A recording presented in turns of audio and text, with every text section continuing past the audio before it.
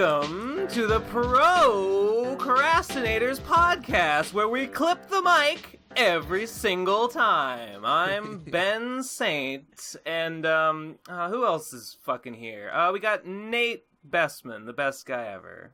Konnichiwa, minasama, onegaishimasu. Oh, What's ohio up? gozaimasu. We got Lethal Aurora Mage here.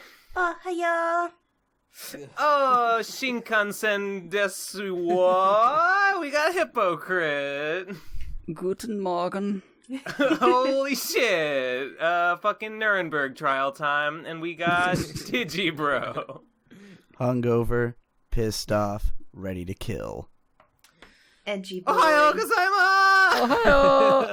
Ohio! What's Konniwa. going on? Bakemono. You Okay, you that's my- pissed off about the Crunchyroll awards from yesterday, did you? I saw you streaming those. I'm pissed off about living in a shit toilet Earth. Yeah, That's what I'm pissed off about. I'm pissed Where off JoJo about Part everybody 5 could being win wrong Best about Character everything. Designs. I'm mad that, yeah, okay. you know what? I'm just sick and tired of pretending like it's okay for people to have different opinions from me. But Digi, you just said there can't be a critical authority. What the fuck, dude? What do you have to say to that? Well, obviously the man was wrong. Yeah. Obviously, you know what? It's not about having authority. It's about taking matters into my own hands. You know what I'm saying? Public sure. genocide and all The that. beta uprising and whatnot. Yeah. I was thinking about this after your loud video about how JoJo Part 5 has shit character designs or whatever, how the guys don't blend into the background. And I was like, okay, fair. But I think I know why everybody voted for it. I mean, I don't know how I assume it works on Oscars logic. I think what they do, this is a complete guess, but everybody just saw like how, quote, fabulous all the JoJo posing is and how fabulous all the like thick outline characters look, and that's all they needed. I'll tell you, know. it's because the anime awards are a popularity contest, because it literally is fan voted. So it's just whatever's the most popular show in whatever God. category. Fan voted, so not even. That's wins a shit every show. time. That's a shit show in the making. No, my rage had nothing to do with the actual award. It was that I live streamed my reactions to the Crunchyroll Awards, and I was shitting on the art in JoJo Part 5. And my chat was all pissed off at me. So then I made a separate video screaming about it additionally. And then, and I'd also tweeted, and it's one of those cases where, you know, when you make a spicy, controversial tweet and it escapes from your audience and enters the open internet, that's what happened. So it was just hundreds and hundreds of JoJo stans crawling out of the woodwork to call me a boomer for some reason. There's a lot of those. Is that what you call like a fan? Is that what you call like a rabid fan of JoJo a stand? Well, hey, all right. Not That's bad. Like pretty funny. like they have those for other things, right? Like A stan. Yeah, Stan. Like Stanley. Oh fan. yeah. So Yeah, it's like I it's don't a know stand, why. but for JoJo it's a stand. Okay, Yeah, I that's think perfect. I know the lore behind the word stan. It's because of the Eminem. It's the Eminem song. yeah, Stan. the Eminem, Yeah. Who's that? Hit- I made a love song about- There's, Eminem's. dude, this song, I didn't listen. I'm white, so I cannot appreciate hip hop ever. Right. it's literally like Eminem. It's Just like literally Eminem. impossible. But Even when it's by a white guy. especially when it's by a white guy, because he's a fucking Uncle Tom. All right, so but when I What was does that mean? Okay. But in like what does he mean? I really like that song. I didn't listen to like Eminem or anything, but like that song would very come on the popular, radio, and I was like, But it's did got win that, it's a- got that sample. It's got that sample from that white Dido. lady, I think.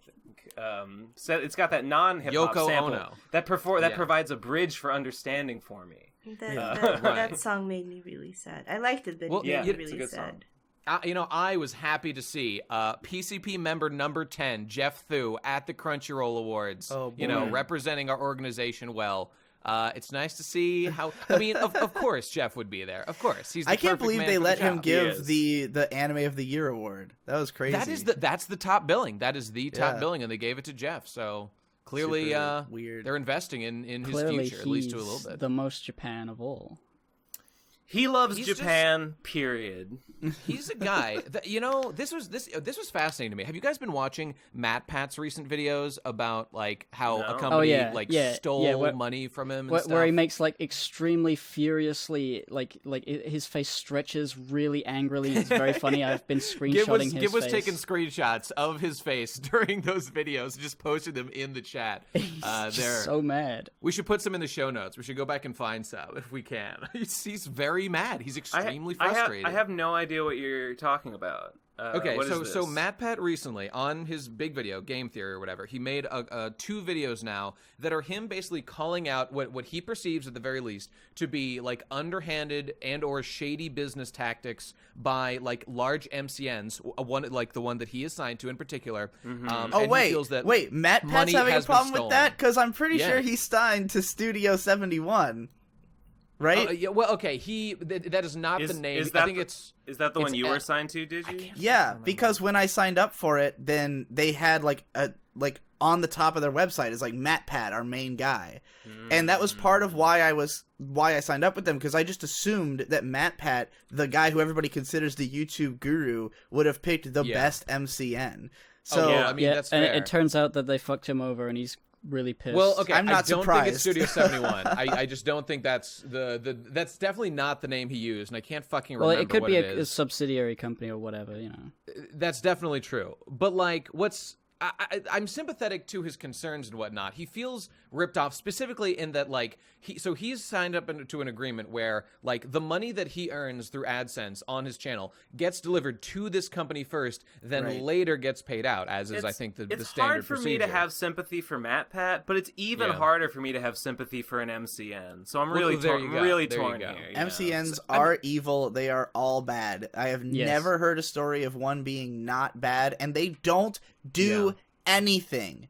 They literally, because there's nothing they can Copyright do. protection's the only thing, as far as I They don't do that. Value. No, they never did that, because all they did, the reason that people seem to think that their MCNs were helping them with that, the MCN just does the same thing that you yourself are capable of doing. Most people just don't know that.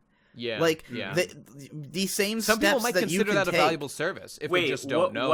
What is this thing that you can do that they do for you? I mean, they literally just like file counter notifications or like email the company and try to get it fixed, but they have no more sway in doing that than you do as an individual. So I mean, they might, as a corporate entity, they might have more clout. They do not. It just doesn't. I believe me, I know. Like it's easier to just get your fans to email a company, because then they get a lot of emails, and that will make them more likely to. I mean, in these videos, that's like basically the only thing Matpat said is any value. But as you said, it might just be, again, nothing beyond what you can already do yourself. Right. But the reason I brought him up to begin with was just that like Matpat and Jeff. Jeff came from a marketing background, or like a gaming journalism background before he started his anime work. And so like he's got marketing on the mind from the very start, like of his channel, which has helped him a lot, and I'm not even bashing him for it. But the fascinating thing to me was to learn that Matpat here, I learned in his first video, he just comes right and said this. Maybe this was public knowledge, but I didn't know. He straight up worked for an MCN before he started his channel Game Theory, and like worked on them in parallel. And he just had the complete insider scoop as to how all this shit worked. And I was like, well, no fucking wonder he's the guru of at least the YouTuber side guru of like MCM and like knowledge about how to spread your company and optimal release schedules and whatnot. I guess nobody, I don't know. It's, again, I'm not shitting on either of them, and it's not that they're worse or more inauthentic, but when you like lead with marketing, I guess it ebbs away at your like, real gamerness. It makes you feel more corporatized, I guess. Sure. That's all. But I mean, I don't know. Like it's an interesting series of videos, and it's like Matpat is a very business savvy guy, and it's surprising to me that he's getting as much traction as he is, considering like his case for these things is like he admits that like he signed an agreement with these companies. Defy's the name of the company, that like they would keep the money, they'd pay him out later, and he himself went out of his way to put himself in an even more like negative position because of a specific request where they could like hold on to more of his money. But that's aside. The 1.7 million is from like everybody signed with Defy. But like after signing an agreement to put himself in this position, he is now, after the fact, complaining that, like, business ventures have gone badly in this way, and that, like, while DeFi, like, made an investment, or, like, some bank made an investment in DeFi, that investment has gone away because DeFi has folded up shop and gone under. The bank is Ally, I think, if I remember correctly. That's right, Ally Bank. Like, they invest in DeFi. And so because the investment did not work out, DeFi, like, overextended itself and failed or whatever, it's understandable that Ally Bank not get their investment back, but Matpat's claim is that it is not fair and not understandable that these YouTubers signed to this MCM do not get their pay. But I would argue that this is all tied up in, like, the legal agreements they made, and so it's kind of hard for me to sympathize, especially with Matpat himself, the leader of the bunch, and you know him well. The MCN contracts are extremely vague, and they leave a lot of, like, if you read it, you should be able to recognize that and, like, know that you're gonna get fucked. Like, this just takes me back to, like, when Ben sealed his fate by agreeing to work on, Don't Pony say it. TFT Don't Analysis say it. Don't Anarchy. say Analysis When Anarchy. he agreed to do that, and I didn't, I was like, well, this is me making a better decision. I know I'm right. I have no sympathy. And it's the same for everybody who's ever signed to an MCN. I'm sitting over here being like, I've gotten offers. I knew this was retarded, so I didn't do it. You made the mistake. Listen, why am I supposed to feel bad for you? Look, you don't look. All right. Yes, I waited until midnight, and I said Dr. Wolf into my mirror 3 times, and he appeared, and he reached out with the contract, and I signed it in blood. And I was peer pressured, is what I'm saying. I was peer pressured. Okay. But me, I had social fortitude, and I did not give in, I guess. Surely you expect, like, if you sign up to anything, you expect that they will fuck you over if they can. Like, nobody's a good guy. That's the funny thing, though. Like, with Studio 71, the way that they pitched themselves, it's crazy because they basically pitched themselves as, like, oh, we are too good for you. Because, like, when the contract I signed was, like, we'll have you for 1 year minimum, and then after that, basically, depending on if we think that it's working out, like, if you're growing at a good enough rate, we keep you on. But if we think you're not growing or, like, you're not really participating, then we're gonna cut you. So that makes it out like, oh yeah, this is, like, a really, like, they're really serious about you. You know, they really want to. But then I signed up and they never did a single thing for me the whole time. And, like, after a year had passed, they were still taking my money because, you know, basically their contract is just, we can just have you for us. Like, yeah, a year is required, but then after that, it's up to us whether we cut you loose or not. So they're just taking my money and doing nothing. And so I had to, like, send them a number of very harshly worded emails before I was able to end that relationship. And I had to be, like, straight up, cut me off because you are taking my fucking money. In time. Yeah, it took a while. Okay. It took a lot of, because they kept being like, well, but we could, we could work something out. Like, let's talk about it. And I'm like, God, you've taken so much of my money already. Like, you've already gone way past the point of breaching my trust completely. There is no way I would work with you anymore, So, like, to be fair, I understand that Matpat is just, like, the leading voice here, and he's using his platform for something that I suppose is fair. If this was me, and I had made the mistake of signing with an MCM, I would want somebody like Matpat to, like, be trying to get me my fair share of the money or whatever. I don't know. I guess it's just, like... Please, listeners, go to the show notes and look at these fucking Matpat faces. They are just click through fantastic. all the links down there, everybody. He's a treasure. Where did you post them? Yeah. They're in the audio links. Click on the audio links chat down there, and you will see. Does he look a little, like, purple? He's got a little purple. Okay, he does not acknowledge in the video, but between these two, he put a little purple schmutz in his hair. Why? And now it looks weird as fuck now that I've noticed it.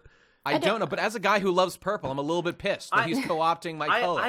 I was thinking. I'm sure I was literally thinking of doing that exact thing. Can you ping me in that Because I'm the chat? cop killer and I should have purple hair. Well, I mean, now you'll be Matpat too. So no, he fucking. I guess. Lame. No, well, Ben, you gotta do black and white. You gotta have a zebra hair. Ooh, that'd be cool. You know, I mean, I'm already Bride of fucking Frankenstein. I'm already graying at an alarming pace, so I guess I better just lean into it. Graying could be a good look, though. Yeah, I don't know. Yeah. I don't know. There are worse things, like being well, autistic, anyway. which I also am. But the reason I brought that up was originally just because like Jeff reminded me. Jeff is Matpat. They're just the same guy, and that's fine. And that's fine. Yeah, I don't know. Matpat doesn't have the same flaccidity. He's more of a Flaccidity. He's more of an when we were animated watching, character. shout out to May for calling Jeff Thu the most flaccid man alive during the live stream yesterday. For what it's worth, Victor's the one who came up with that one. Oh, did he yeah, really? I Okay. remember, I remember Jeff, I this- love you, but that is hilarious. Victor We all calling agree. Jeff flaccid. God. Okay. I can't tell no the difference offense. between Jeff and Arcata, by the way. If you see them next They to each do other, look I don't know remarkably I alike. don't know who Arcata is. He's go Matpat. go into the Crunchyroll Awards, and at the very end, you can go to my video upload of it. I'm not watching the Crunchyroll. No, Awards. just skip to the very end where everybody's on screen, and like Arcata's standing right behind Jeff, and they look exactly the same. Like they have the same haircut, same glasses, Is he the same guy face. who wears like the red like suit? Yeah. Yes, that's him. Oh, The yeah. Mountie He's outfit. he's like Jeff with a blonde ponytail. Like, I'm you a just little swap- bit you just- pissed. You're in the same like doll maker like character building program, and you just swap the hair. Well, that's the thing. He's Yeah. not. Yeah. No, he's Yeah. not blonde anymore. He now has the same hair as Jeff. Like at the Oh, Crunchyroll alright. Awards, they had the same color, hairstyle, everything. Like they I was a looked little bit exactly pissed. the same. I suppose I respected that he dressed up and cosplayed as the manager Jeff Thu. from as Jeff Thu. One cosplay was Jeff Thu, the other cosplay was manager from Zombieland Saga, and I was like, damn it, just don't stop I ripping love off the my manager look, for bro. Zombieland Saga. I'm gonna watch that show one of these days. Watch Anyway, it. Oh my god, you haven't watched I will. it. Shame, it looks shame really name. good. I watched Digi's review, and it was very informative. But it looks worth my time at the very least. Are we all right? Are we off that topic? Because I have We're off. something. We're off All right. it, yep. Well, speaking of hair, I want to tell you a story, and I almost don't want to tell this, but I think by the time that this comes out, I will have made peace with it. I hope. Okay. This will force me to make peace. I'll no longer have any choice. All right. So a couple weeks ago, I was like, all right, I need a fucking haircut. So I cut my own hair. I've been doing this for years. So I took some buzzers and I went into the bathroom and I looked in the mirror and I just I don't know. I liked the hair long in the back. I liked it long on top and in front, but the way it was like puffing out on the sides, it was bad. So I just took it and I trimmed one side and I cut like one side short. Like quite short. And I looked at it and I was like, I like it. I took some pictures. I put them in my Discord. People were like, "Hey, this is a good look for you." I was like, "Okay, cool." I was like, "Yeah." So I got a little like short on the side cut. It's nice. It's neat. So I go back and I look at it. I take some like pictures from the side and I look at it and I examine it and I'm like, sloppy. So I want to neaten it up. So I go in. Yeah. So I go in with the buzzers, right? And I put it a little shorter. And I start buzzing, and I'm like, oh, I can't see. So I rig up a makeshift, a sort of oh god, what's a Rube Goldberg machine? Yeah. I use a USB cable to tie to the back of a mirror, and I hang the mirror over the shower door, and I tie the other end to the shower handle so that it is hanging, and then I stuff a wad of tissue paper behind it to tilt it at just such an angle so that I can see the wall mirror and this hanging mirror reflect the side of my head so I can get a good view. And so I go in with the buzzers, and I cut it short, and I'm like, oh shit, that's a little too short. And then I'm like, oh shit, okay, what do I do? Gotta clean this up. And I'm like, wait a minute. I want to get like I want this to be neat. I want this to look deliberate. I don't want this to look like an accident. Long story short, I grab my fucking razor and I shave the entire side of my head bald. So I just have a straight up Skrillex cut right now. That's what I'm rocking. And I'm gonna be frank, I don't like it. I don't like it. But I think that I will like it. I think that once it grows out maybe like a 1/4 inch, so it's not like bald, I think once it grows out a little bit, I will be fine with it and like it again. But right I can't now, even picture you with this haircut you're describing. I have it. We all need to see I'm it. I scared. have it. Post image. Oh, I think. Oh God, it's really bad. Look, We can get one later if you don't have it now. I guess. I have one on my phone. I will post one in a second. Okay. But so I have not left my room in several days without putting a hat on. I'm just waiting. So you're really proud of this haircut. You can tell. No, I told you I don't like it. I don't okay. don't like the way that it looks, being like completely bare on one side. It's bizarre. I look like a white nationalist. I look like I'm gonna go and Nice. and curb stomp some minorities. It triggers me just thinking about it. Just looking at myself in the mirror, I have a panic. I watched attack. American History X the other day. Excellent film. Everyone should check it out. Anyway, that's what I have to say. I'm literally shaking. Ben, was it worth saving the $14 or the $10 on a decent haircut to do all this, to put yourself through this? It was, because if I had spent that $14, not only would I be out the $14, I would have missed out on an experience. An adventure. A negative experience, but an experience nonetheless. That's true. God, hold on. And now you'll grow as a person because of it. Maybe. I don't know. No, about that. Ben won't learn. Ben won't change. I'm not sure. He won't evolve. I'm going to try and post one of the pictures I took in the Discord. It looks bad. Get ready to laugh. Get ready to laugh at me, everyone. I'm looking. It's gonna be. Hold on. Sorry. I'm gay. Oh no. Yeah. Cut this out. Cut this all out. Oh, it looks so fucking shit, dudes. It looks so fucking shit. Well, I'm very excited not to see only now. was this picture like it's bad and from a bad angle, but also my hair was greasy because I hadn't showered at the time. So Well, there's your problem right there. So I just look like fucking trash. Well, good. Here we go. There it is. There it is. God, why have you done this? No, it's fine. It's I mean, you just look like you just look like you go to art school. When it that's basically true. It's the worst thing about this is that it's greasy. When it grows out, when it's like a 1/4 inch long and it looks like I have hair there, I will be fine with it. Yeah, But yeah. I it's was actually gonna less say. bad than I thought it was going to be. Yeah. Okay. You well, could thank use, you. yeah, I don't know. I'd like cut the longness shorter elsewhere, I guess, but I What, don't know. in the back? Just like everywhere, I guess. Especially the back, I I like suppose. it long. I like it long though. No, I don't know, fair enough. All right. So that's my hair story. This is why man invented money, Ben, so that you can have other people exchange goods and services. In this case, services, so that you can not. Well, you know what, Nate? Here's the thing. Yeah. I could go to a barber and get a professional cut, but you know what? That would be an assembly line cut. This is an indie. This go is to an a indie salon. cut. This is a work of art. Not necessarily a good one, but this is a work of art. This is unique. This is a postmodern work. Yeah. You know, sometimes I wonder what would happen if I was just shave all my hair off. I did shave all my hair off in college one time, and Yep. a while back, I had Munchie and Kazzy and Crack and my friend John. We were all hanging out, and I showed them pictures from my Facebook of me when I had a shaved head, and everyone agreed this is a bad look for you. Don't do this again. And I was like, you're right. Yeah.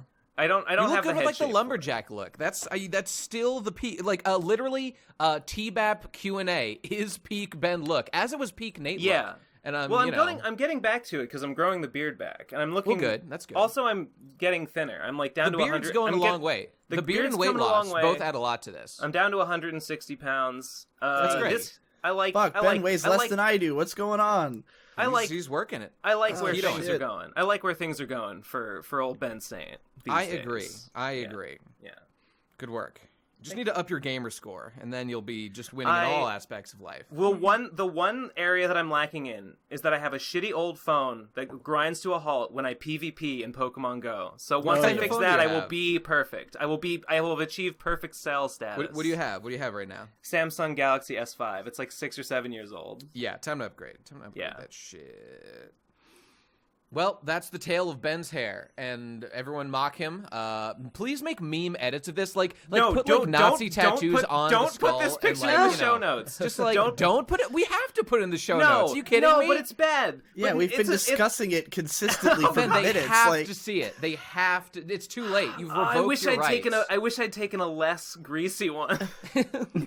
If you want to take another less greasy one, we can replace this. But if that doesn't show up, this is the one that's going up. Okay, so it's on you. It's on you. I will try and flatter this admittedly unflattering look as best I good. can. I want to see those beauty shots in the chat.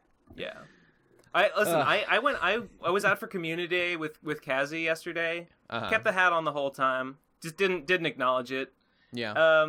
Did she say anything? Did she lay any mean remarks? There was a moment. There was a moment where I got scared and I started sweating when she was like, "I heard you gave yourself a haircut." And talking about the old one that I posted pictures of in the Discord, and I was like, "Oh yeah, I did." And she was like, "Oh yeah, I was just wondering about that." And I was like, "Oh yeah." Anyway, PvP. Let's battle Pokemon just Go. Deliberately doesn't take off hat. That's exactly what happened. Yeah. So you've been lying to everyone. I've been deceiving them. But it's okay. I know the truth has to come out at some point, so it might as well come out here on the podcast in front of it'll force you to adapt, thousands and of accept people. It. Yep. That's good. So what else is going on, ladies and gentlemen? I have a story, a small story. Yeah. I finally picked up pens and pencils after 7 years of not drawing traditionally, and I like it. Oh no. Is it good? Have you lost skill? I apparently I have an art style that I didn't know I have. Yeah, it's really good, and it's different from your usual stuff. It's shaded really nice, but in a different. I mean, your shading's usually pretty nice, but are there any examples we could look at on for the show notes on Twitter or something? Yeah. Hold on. Sense, it has a. You draw it made your, I don't know, something about the way you drew it with traditionally. It felt very dynamic. It added dynamism to your usual style. I'm pretty sure you can just say dynamic. It added dynamic too. No, dynamism is when you died in Nam and now you are an ism. And you have a tism about it. Yeah, exactly. It looks pretty cool. I like it. I like the hair. I really like the way the hair looks. Oh, yeah, it's pretty good. It's like a character from Spawn. A little bit. I dig the shading a lot. I like characters with no mouths. I generally find that I prefer... Especially women. Everyone's... saying, fellas. I feel like I prefer everyone's traditional art over their digital. Like, when I see... I'm just more impressed when I see, like, a... You know, it's just more of your mark comes through no matter what. Like... That's true. And especially in a case like, say... I love Ben's Inktober drawings a whole lot, because when you look at the digital art he does, you can tell that he has drawn the same line 8,000 times, trying to get it exactly right. Whereas when it's ink, like, I mean, I prefer thicker lines anyways, so, like, having to go over the lines multiple times makes the picture cooler to me than it would be if it was less rough. When I did ink, like two Octobers ago or 3 Octobers ago, when I did all those, a lot of people like those, and I have all these Copic markers that I just don't fucking use. That fucking, and I always think that I should, but the fucking robot you drew was like the coolest thing you've ever drawn in that Inktober. I didn't even. It was dope. I colored that thing with like a red, like, not even a Copic. I colored that with like a red, like fine point, like Sharpie. And it came out really good. Is there a link to that we can put in the show notes? Because that's cool too, just for comparison's sake. I can find that. Let me look. All right. I think my cat is very concerned about me doing traditional art. Your cat is concerned? Yeah, because I'm making noise and doing something he's not used to seeing me do. Yeah, okay. Is he causing any issues? Is he no, he's just looking at me with confusion and mewling at me, as in just like, are you okay?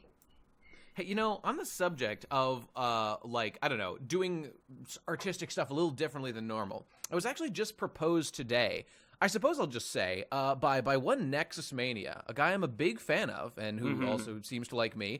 He asked me if I wanted to do some, like, relatively professional voice acting work, like, with pay for, like, a pretty decent amount of, like, runtime and stuff.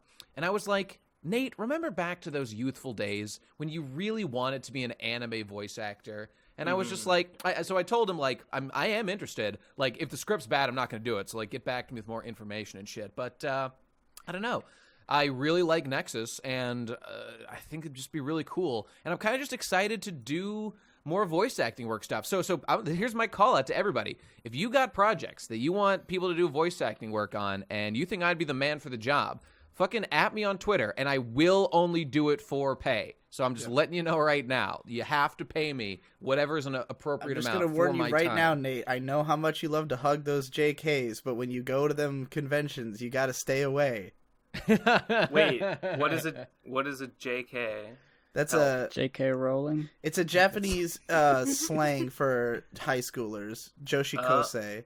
Word. I totally knew that and wasn't pretending. Oh. Yeah. Okay, I get it. I get what you're putting down. Anyway, but yeah, I'm just saying, like, I've wanted to voice act. People tell me I have a good voice, that's cool. You do. But it occurs to me that I haven't done much like fictional character voice acting outside of like some T-Bap skits from a while ago and some more relatively recently, as a matter of fact. Speaking of voice acting, so I had to do. Yeah. So let me just finish my point. It's just that sure, voice sure. acting is a skill that I respect. It is not just like talking into a microphone. You have to inflect and get the right emotions captured and stuff. So it's actually kind of exciting, and I'm looking forward to opportunities to do so. So okay, that's it. All right, go on, Ben. So I was So I talked about the audiobook deal with Ulalilia. Right. And right. Ulalilia is dragging ass because he's like, okay, we both had to make accounts on this site called ACX, which is like sort of the gateway site to like iTunes and Audible and stuff. And I made mine as a producer, and he made his as an author. And the idea is that he is supposed to propose me a deal to like do like a split profit project thing where like I send him audio files and he like accepts or denies them. He did that. He made the account, and then he asked me like, how do I send you the request to do the thing? And I was like, here's a guide. Here's a full guide to like how an author should do this and like where to go. And then he was like, yeah, it's pretty late, and I'm really addicted to Skyrim or Oblivion or whatever right now. So I might just get back to this later. And I've been waiting for like a week. Maybe like a week now, maybe less than a week, but it's days. Hey, and he just hasn't hit the one fucking button, the one fucking button he has to push to fucking make this thing go through.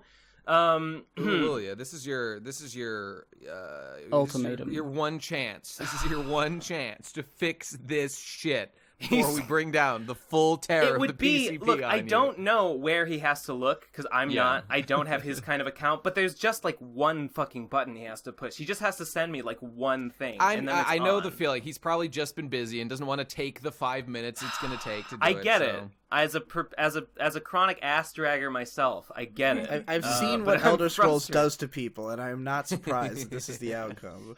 Anyway, here's Especially, that tweet. Yeah, Here's that robot drawing that I did. Yeah. Okay, let me sick. see. Word. But anyway, that's so cool. Thank you. It's like Amy Rose Gundam. I really like the what's it called? Like with the fires and like on the ground and the jet propulsion. Yeah. That it's like Yeah. blasting off the ground. And Yeah, the I smoke really coming like off that it. effect. Yes. I think I like this. Watch I think me this was tie this into current relevant topics, because Ben, I Yeah. believe you drew this not long after reading Volume 1 of Battle Angel Alita. Because it looks, there you go. looks like something from that.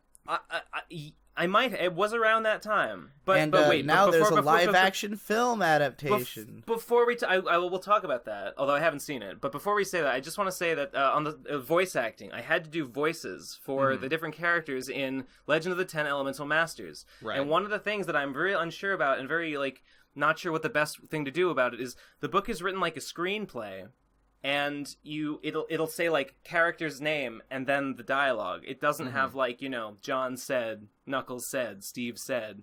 And I'm not sure whether it would be like I tried to just do the voices so that you could tell who was doing who.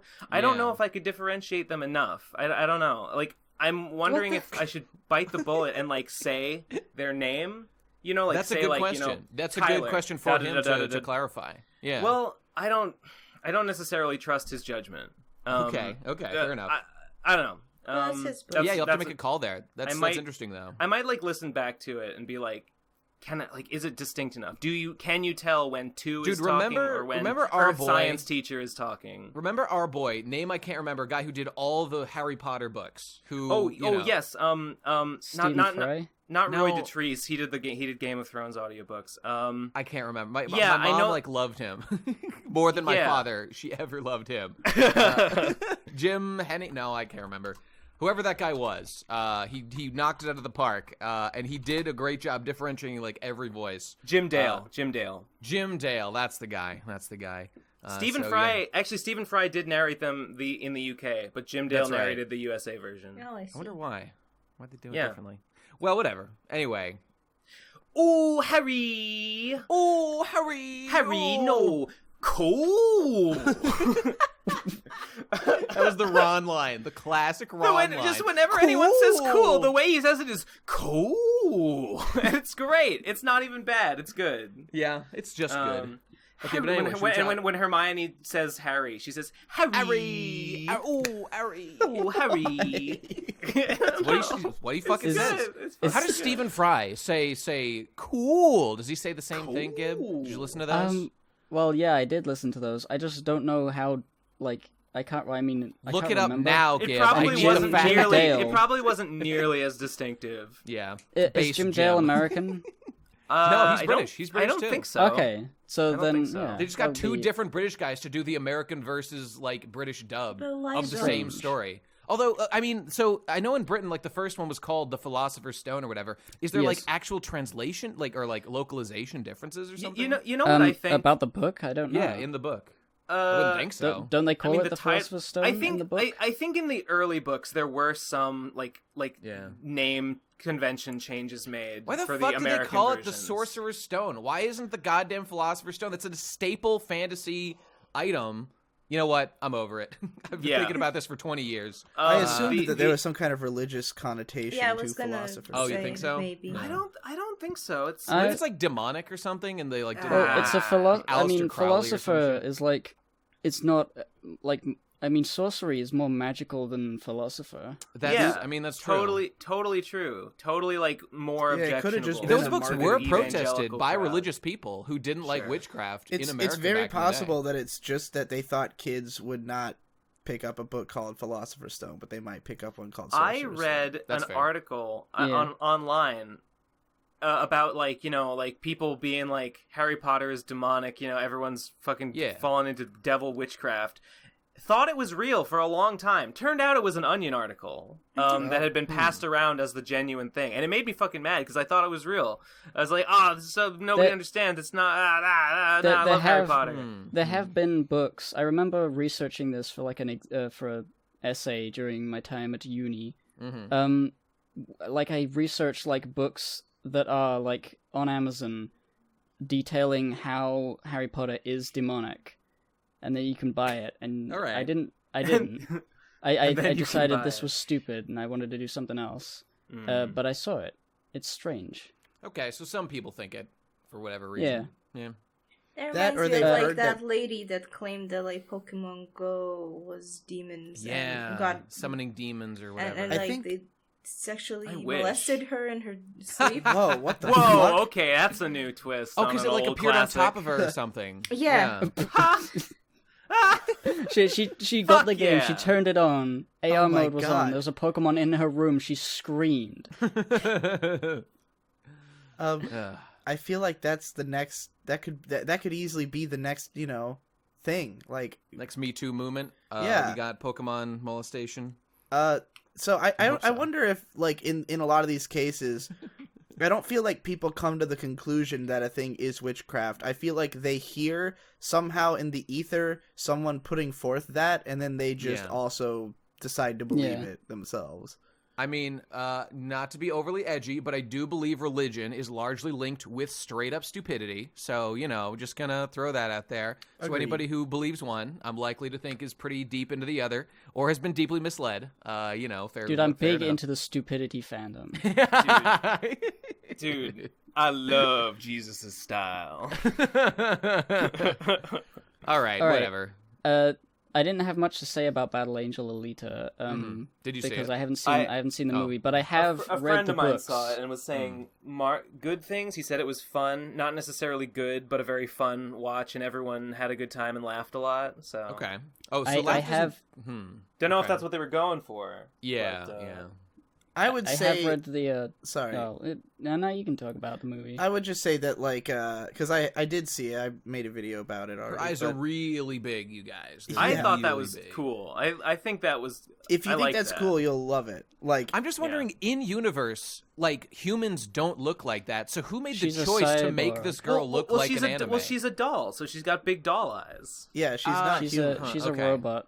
cyborg thing. But someone artistically in universe decided to make her look doll-like and not like a normal human. Someone made that choice, right? Yes. Or maybe it was a technological limitation. Well, he just kind of seems... finds her head in the garbage, so like she already looks like that at the start. But Is she a pure AI, or like she was human and then like gets she has her brain is human. So like is that the case in the manga? Does she have a human brain in the manga? I think so. Yeah. I read the first. I only read the first volume. When my friend John saw it, and the first thing I asked him was, "Do you see a giant robot man fucking crack people's skulls open like chestnuts and slurp their brains out of their skull holes like ice cream scoops?" And he said no, and I was like, "Well, it then is I a guess PG-13 movie, but there is some intense violence that happens in it for being a PG-13, and it's dark, just as dark as the.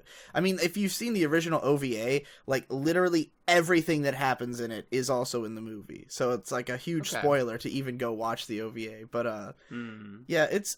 I think you will enjoy it. If you think that her eyes look cool, you'll enjoy the movie.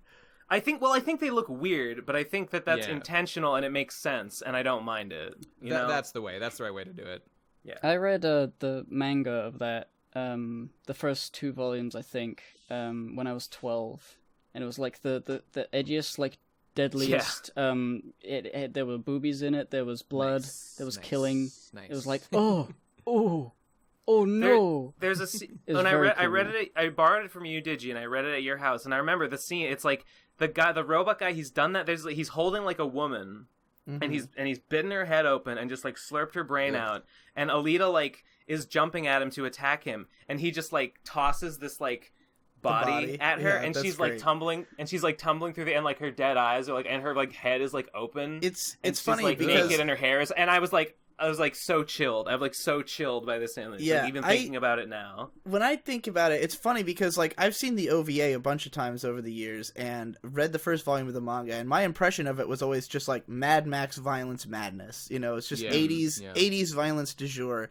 So that's kind of how I painted it in my video about the movie. But then, like, fans of the manga were all, like, swarming me, like, no, it is absolutely about the story. It's not just violent craziness. You just gotta get, like, 3 or 4 volumes in or whatever. And then it's like, oh, it's just this masterpiece of storytelling and artwork. And I was maybe it becomes that. All right, I guess. I mean, definitely the early volumes are definitely just Mad Max insanity. But sure.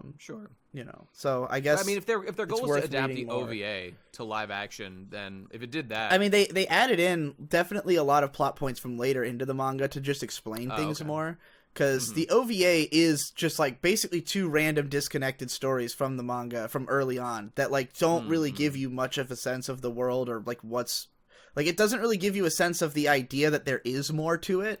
Whereas the movie adds in a lot of detail that gives you the sense that there's a lot more going on, and they leave it very open for a sequel as well. So I've been hearing people say this, and I forget if you went into this in any detail, but like, is this the first non-horrible like anime adaptation? Speed Racer. Oh, yeah, okay. I forgot Speed Racer. Okay, Nate, aside from Speed Racer, didn't we watch Speed Racer like together when we were like in high school or something? I don't remember if we I think I remember together. Watching it in the basement. That's possible. I remember loving it. Whoever I watched it with, it was dope as hell. I loved it. It's my favorite movie. It's so fun. And then I found out later that it was like, you know, a sort of. It was sort of unpopular with like it was totally panned. It was entirely panned, and I was shocked. People just weren't ready for it. But I only found this out at I think it was Ego Raptor was defending it or something, or some people were saying like this movie's like the time that I heard that the movie was maligned, it was when I heard people saying this movie is unfairly maligned and actually it's great and a masterpiece, and I was like. Hey, I didn't know anyone was panning it, but good on you. Good. Thanks for defending this movie I didn't know was being attacked. I had heard nothing positive about it until Ego Raptor, and then and Film Crit Hulk then said it was like one of his favorite movies. And when I read his review, it's what inspired me to go watch it. And I was like, holy fuck, this is the best movie ever! Yeah, everyone should definitely watch it immediately, especially if you're an anime fan at all. I definitely think... Well, the thing is, a lot of fans of Speed Racer hate the movie because it's not an accurate Speed Racer movie, per se, but... How many of those are left from the fucking 50s? Who is a fan of original Speed Racer? How many? Yeah, exactly. It's fine. I totally get it. I'm sure there's like a great lore, and it. I would absolutely be the kind of guy who would be ragging on the movie for not being like a good enough adaptation if I was like a fan of Speed Racer, which I've like never seen in my life. So I totally sympathize with that. But what we have is just so good on its own. Here's the thing. Like, the original Speed Racer is like a landmark moment in like animation and cartoons generally. And like, it's like a cultural touchstone. It doesn't need defending. You know? Yeah, that's true. It doesn't need advocates. It's fine. The new movie is like, its strengths are like very different from the strengths of like the original Speed Racer, like that revolutionized anime or something, whatever. By new, you mean like 10 years old? Sure, yeah. But wait, are you talking about the new movie or the original animation? I'm talking about the Speed Racer movie. It's like 12. It's like 12 years old. Yeah. I mean, I was gonna like, but the original, it's got its strength. It's got its own story. This new one is like a visual masterpiece. Like it is a camp feast extravaganza. And I just don't think that like at all was what hardcore Speed Racer fans like were into Speed Racer original for. It's a totally different. So I could see them being not happy with that. But for those of us who never gave a shit about Speed Racer, particularly to begin with, we can be less biased. I will add as well that while Speed Racer and Alita might be the only two good like Hollywood live-action anime adaptations, there are tons of good live-action anime from Japan, like where they just, they make tons of live-action adaptations that I hear are good. The Death Note ones are not that good. I would not. I wanted to ask: is there a live-action Attack on Titan? Is it good if it exists? There is one. I don't know if it's good. I like the live-action Rurouni Kenshin movies. Kashurn has a really interesting one. I mean, there's tons. I was just looking at lists, and there's just like an endless sea of live-action anime adaptations. Stuff that I would never have imagined. Like Gintama has like a live-action film. Like there's all kinds of shit. My friend who saw Alita yesterday, he said like everyone in the theater was laughing. And so that doesn't sound good. That sounds bad. It doesn't sound I don't think that the movie is... it's a Robert Rodriguez movie. Like, they're all cheesy on purpose. They're always, like... So the movie is extremely fucking corny. But, like, you don't get the sense that it doesn't know that. Now, it's not all in a good way, because, like, a lot of the side actors are fucking terrible. Like, there's plenty of, like, villains whose just acting is so bad that it is cringeworthy, and sometimes Alita's facial expressions get really uncanny, or the dialogue is, like, sometimes the dialogue is really corny, and you could tell it's on purpose, but you hate it anyways, and other times it's corny, but it works, and it's fun. But, like, if you go into it with the mindset that, like, this is a movie I can laugh at, and that is fine, then you will probably have a good time with it. Yeah, all right.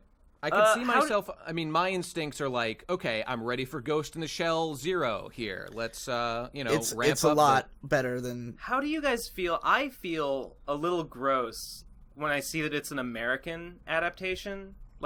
I haven't seen the movie. I don't know if it's good personally, but like, it's the way they did the American remake of fucking Ghost in the Shell. They did the American remake of Old Boy. Now they did this American version of Battle Angel Alita. I hate that shit. Well, on principle, I hate it. It makes me feel dirty. It's gross. I want to see fucking Japanese people in these fucking manga stories. Ordinarily, I would avoid these movies. Like, I didn't see Ghost in the Shell or the American Old Boy, but like the thing about those movies is that they were clearly like studio movies with like an attached director, where it was just about like using an IP. True.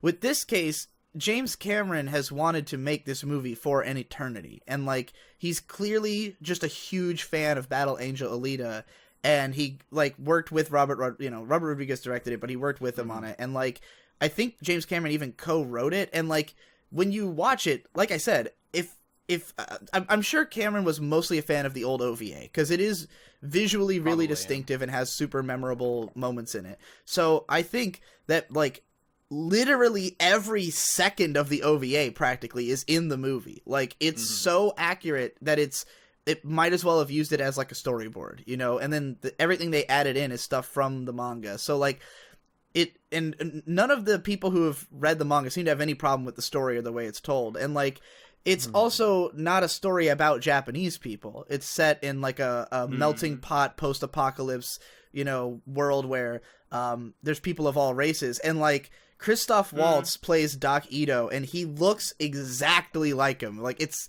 I was like, oh my god, like yes, that was exactly who they should get to play this role. It's perfect.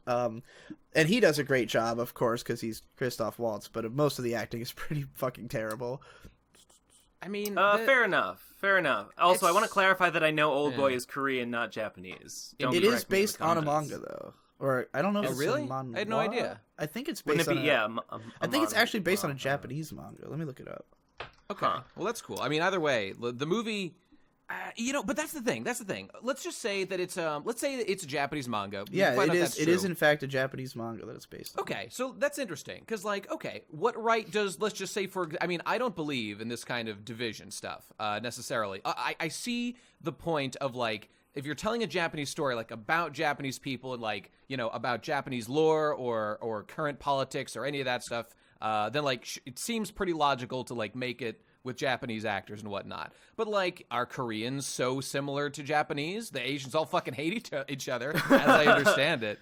Yeah, I guess so. So, like, isn't what more important? Like, I think, the artistry that the new people, like, bring to it, and if they honor, like, because Oldboy is like one of the most beloved movies of all time by like film buffs. I mean, Oldboy is by far the most egregious because like there's already a live action movie. It didn't need a remake. Like Ghost in the Shell and Alita don't have live action versions. So I guess it's as fair game for an American to make as an Asian or whatever. And then you just judge on like how it came out. I'd say. Yeah. But and the Death Note. Yeah, that's true.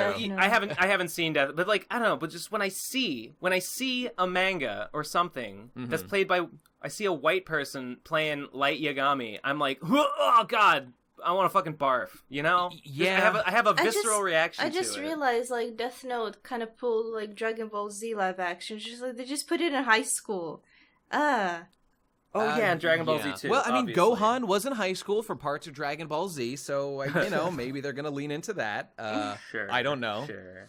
Wait, was Dragon Ball Z set in high school? After Cell was defeated and Gohan grew up. Not the anime. I mean the live action adaptation. The remake. It was Canadian, right? It was a Canadian. I don't have remember. no idea. I just remember he went to high school and stuff.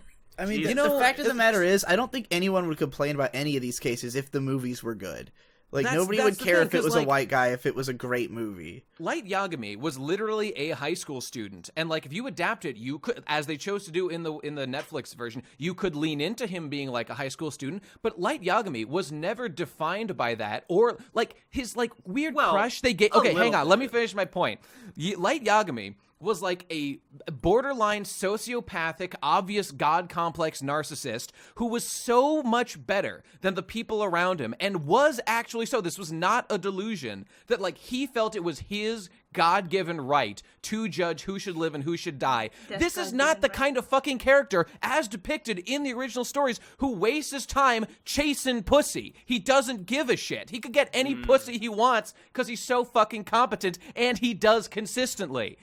So to paint him that way, well, with Misa, she's like an idol. No, it is implied. He doesn't even like her. Well, he doesn't even like okay, her. but that's the the point. He's above that. He's above worrying about that. And he could get any girl he wanted because the girls were constantly fawning over him when he was in college, especially. Absolutely. So. Sure. And look at what's her face from after Elle dies, and there's the time skip. There's that like newscaster who also falls in love with him. He gets like the cream of the crop. Is my point. Like all the top sluts want Yagami's cock real bad, in addition to the lowly gutter sluts as well.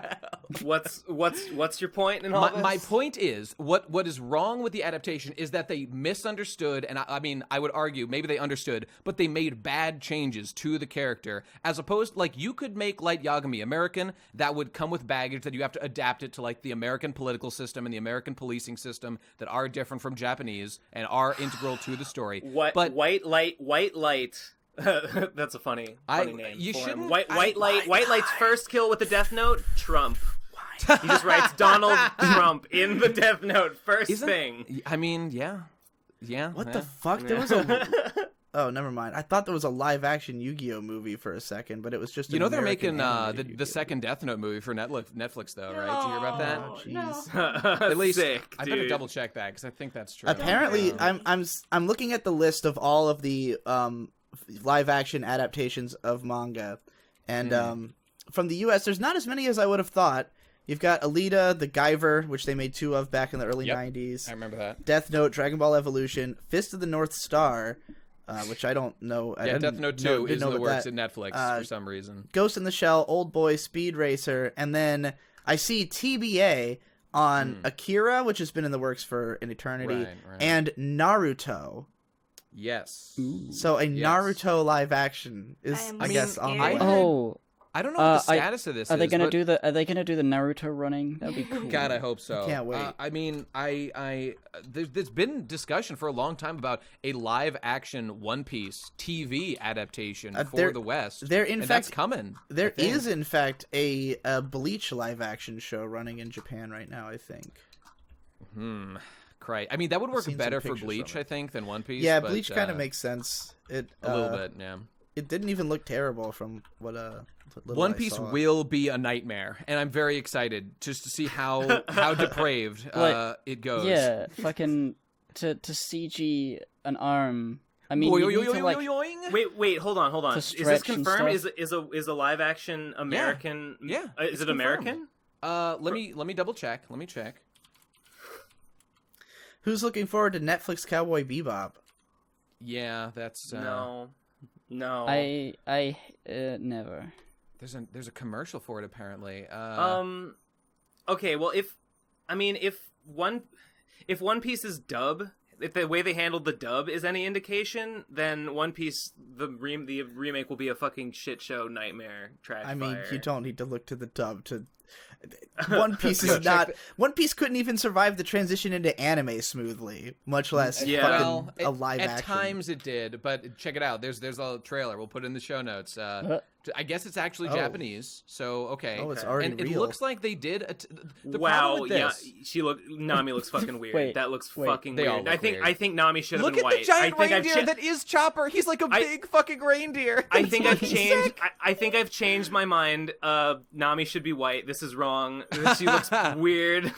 One Piece characters have nationalities, as confirmed by Oda. Nami, I think, is Swedish. Nami's Swedish. Okay. I think.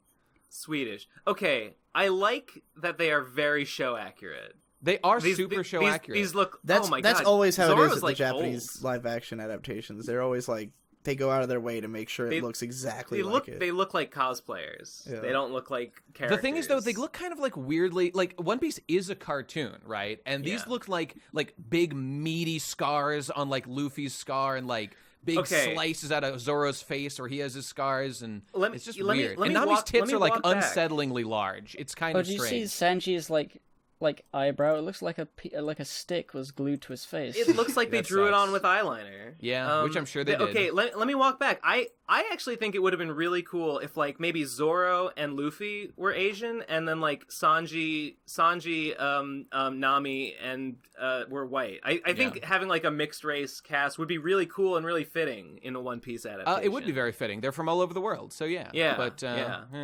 what can you do? Oh well. Okay. Anyway. Fuck it. Enough about all this business. So, have you guys watched Thunderbolt Fantasy? No. Is that the puppet show? Yeah. Yes. I have but it looks really. His face, right? It's good. It's Gen Urobuchi, right? Yeah. Yeah. It looks cool, but I haven't seen it. It's good. I like it. What do you like about it?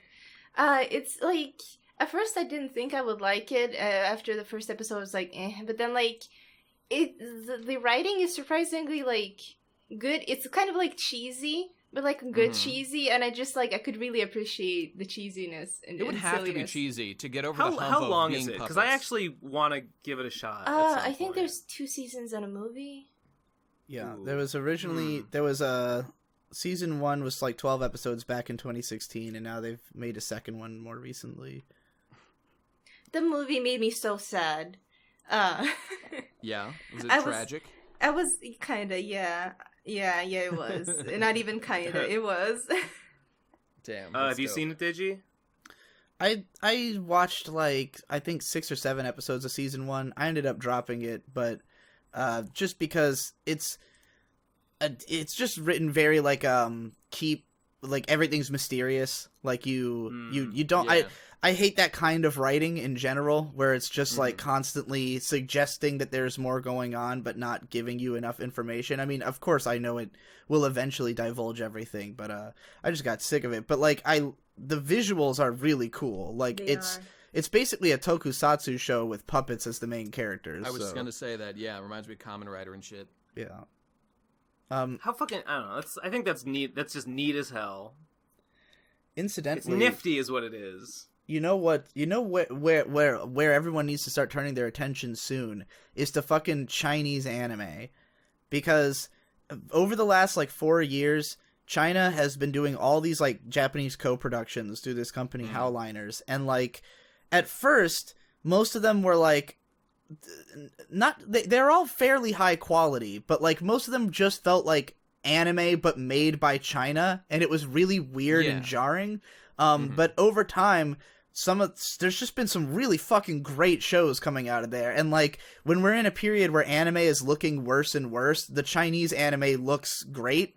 And there's this show called Mo Dao Zushi that I'm 3 episodes into, and it just is like, it's really mind-blowing. It's a lot like Avatar: The Last Airbender, where you have that weird feeling of like, I can tell this isn't Japanese, but it looks like anime, and it's way better than most of the anime I've seen.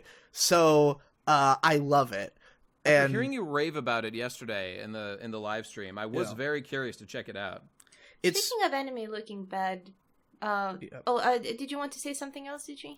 No, just that it's mega interesting because it is really gorgeous, and especially the background art, which is like my biggest problem with most anime coming out. And like, it looks as though they probably drew the backgrounds like really fucking huge and then just scaled them down, because like the amount of detail is just fucking absurd in a lot of the backgrounds. And like, shit, that sounds dope. So you just have like these absolutely gorgeous vistas of like rural China and shit, and it's a wushu story style.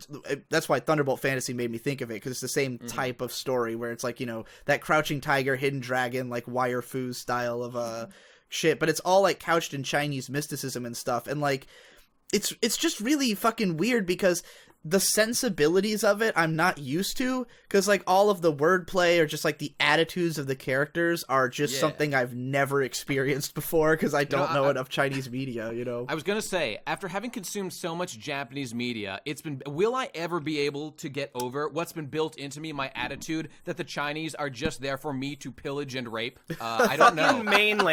Fucking mainlanders don't even believe in ghosts. Get them the fuck out of here. I mean, and the great thing about it is that like as weird as it is, the dialogue is really sly and interesting. Like the character dynamics are great. Also, it is and I didn't even know this until like episode 3 and doing additional research, is considered by many to be a BL story. And it definitely like you can see the trappings of it, and you're like, oh, like I've seen some people argue that it's not BL, so I'm guessing it doesn't go super far with like with them actually fucking or anything. Could you like just tell me quickly the first episode? I might know what you're talking about. The first episode is about like a bunch of fucking zombies and shit. Chinese Are we still zombies. talking about Thunderbolt Fantasy? No, we're talking about Mo Dao Zushi. Oh, okay. Mo Dao Zushi. BL. Boys love. Does love. the main guy die, but then like not die? Well, the main character is like he had been dead, but he's like the creator of the dark arts. Like there's sorcery in this world, and he created like a dark sorcery. And the story begins with some kid who's been like, it's like a kid who's like with his aunt, like living with his aunt or whatever, and like the aunt's a bitch and her son's an asshole, and they like are just constantly abusing and beating the shit out of him. So he does this like blood ritual to summon the spirit of the guy who created the dark arts like into his body, just gives it to him. Like he's gone. Okay. This kid is dead. He has sacrificed himself to give his body to the creator of the dark arts. in exchange for him like murdering that whole family. Okay, and so it's not the one Sick. I saw, because there was another, like, I know there was a Chinese anime that was sort of BL, but like I couldn't get into it after the first episode. It was just so not well written and then not likable characters. So I'm happy to hear it's not the one. This BL is BS. I think it reminds me of like I read the first book of like the newer series by the Death Note guy. Wait, I read this at your house, did you? Oh, And Platinum End. It's Oh, yeah, yeah, Platinum yeah. End is also about like a kid who lives with like an aunt and uncle who like abuse him, and I don't think he murders. He doesn't. He like No, he like there's- gets the uncle to murder the aunt or something. something like and then that and then the happens. uncle goes to jail for life or something like Yeah. that. Never mind. Totally pointless diversion there. Nobody I cares. read that as well and found it. It was all right. That's all I have to say. Yes, I would have read Volume 2 if I'd had it available, but I didn't. The guy's art, is great. So Takashi good. It's too Obata good. or whatever, still Too great. good. It's All right. too good. Cool, whatever, sure. Yeah. Media, animation, nice, good, whatever. I'm making real things. I'm making real animation Tell me more. in my own studio on my own computer right now. Whoa. Tell me more. And all right. Well, it's Tell me something that's- more. I'm telling you more. Okay. I've been I'm animating impatient. the ending of Bale Jape, hell which yeah.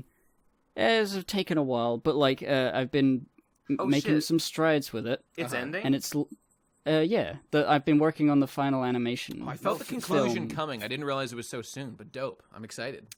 Yeah, I'll I finally. gotta catch up. Now I'm gonna catch up. definitely read the whole thing because Yeah. I'm Yeah, up to I date. mean- These guys are slackers. I'm up to date. I'm a Help slacker. me. I'm your real fan. These guys are fake fans. yeah. I don't and believe in being up to date. I mean, I'm like 2 years behind on One Piece. Yeah. Right. So like I've got like doing the animation and all that secretly, and now not secretly because it's public, or maybe I've mentioned it somewhere public already. There's a possibility of I have mentioned it publicly. Pump plushies. Oh, yeah. Little Yeah, plushies. that's of- right. of That would be Pump. excellent. I am very I curious have- how you would do that. Right. There's this company that I used to get that Vriska plushie that I Yep. made just for because it was I just wanted it. They do, what do you call it? Mass production now. Yep. Yeah. Yep. So I've given them a design. They've got back to me with the finished little thing, and they're going to send me a sample, which is going to get here in about a month, or something. And then once I say I have the sample, and once I say go, they're going to make a certain amount, and then send them to me. And I'm thinking, if I can kickstart, the cost of shipping them out to people, and the cost of production for the things, I can get a few hundred or maybe 150 of these plushies made and sent out. So and in time for the ending of Bale Jape to drop, and it will be a whole big marketing ploy. Hippo, I am extremely interested in this, and I'm going to be following the progress. I want to see how these plushies look, and I want to talk to you about your experience with this company, because I'm interested in doing something similar. Ooh. Well, here's what Okay. I'm curious about, because like, does it have to be that huge of an amount? Because I feel like you're not probably going to sell over 100 of them unless they're cheap. I'm not. But like, well, if what I'm wondering is like, do you need to front the cost with the Kickstarter? Because like, I don't know, how much is it going to cost you relative to how much you're going to sell it for? Is it just so you can keep the cost low, or like? all I want is for them to exist. I don't really need to make a big profit off of them. And also, it's an American company, so sending them to me is already going to be expensive. Right. Sure. So like, Oof. I don't think people would be willing to pay if the prices, the amounts I could do are 50, 100, and 150. And the higher up the number goes, obviously the lower the cost is overall. 150 is like $2,000 cheaper than just 50. Wait, And it's they're cheaper to make more? yeah, because they don't you know how mass production You mean works. cheaper? Oh, you mean it's Like per cheaper unit than or it something. You're saving that would much have more. been if you had paid the Yeah. same per unit. Yeah, Sure, okay. Yeah, so like if on the Kickstarter I would just have one tier and a certain amount of things, and once they're all filled, that's it. And I don't want the plushies to be like too expensive. I asked on my Yeah, good Twitter idea. how expensive people were thinking they would pay for, and a lot of people said no. So I'm hoping that with the ending of the comic, and once I have the sample, I can make a video showing you what it looks like. Yeah. People will be more willing.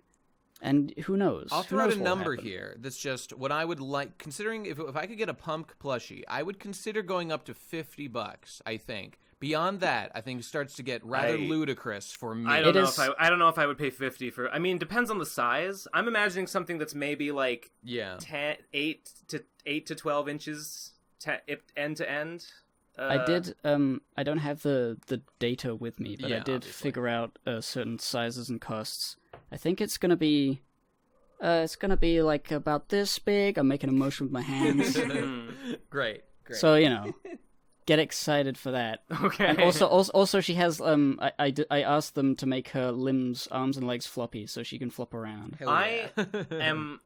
Can you tell me I mean, do you mind saying the name of the service? Because I'm. He can tell you later, I guess. Well, I could if you don't. Yeah. Well, I want to know. Oh, I don't mind. It's oh, what is it? Fucking Budsies, as in like buddies, but with a Budsies. Z. With a Z. But with an S. Buds. I'll just type it. Okay. It sounds like a fucking weed website. What it actually is like a website where they say. Send in your child's drawings and we'll make their plushies real and send them back to you. And it's very young, but I'm a grown man, but I'm a man child, and therefore I am the target demographic. Like, what if you had to pretend it was a child's drawing? You had to be like, oh yeah, my son made this. No, I didn't say anything, but I hope that they think that it's someone's son. Because I didn't draw it very well. I draw it very exactly, but it's still like Punk, which is a stick figure. Yeah. I drew it from the front and the side, and they know what it looks like. It's adorable.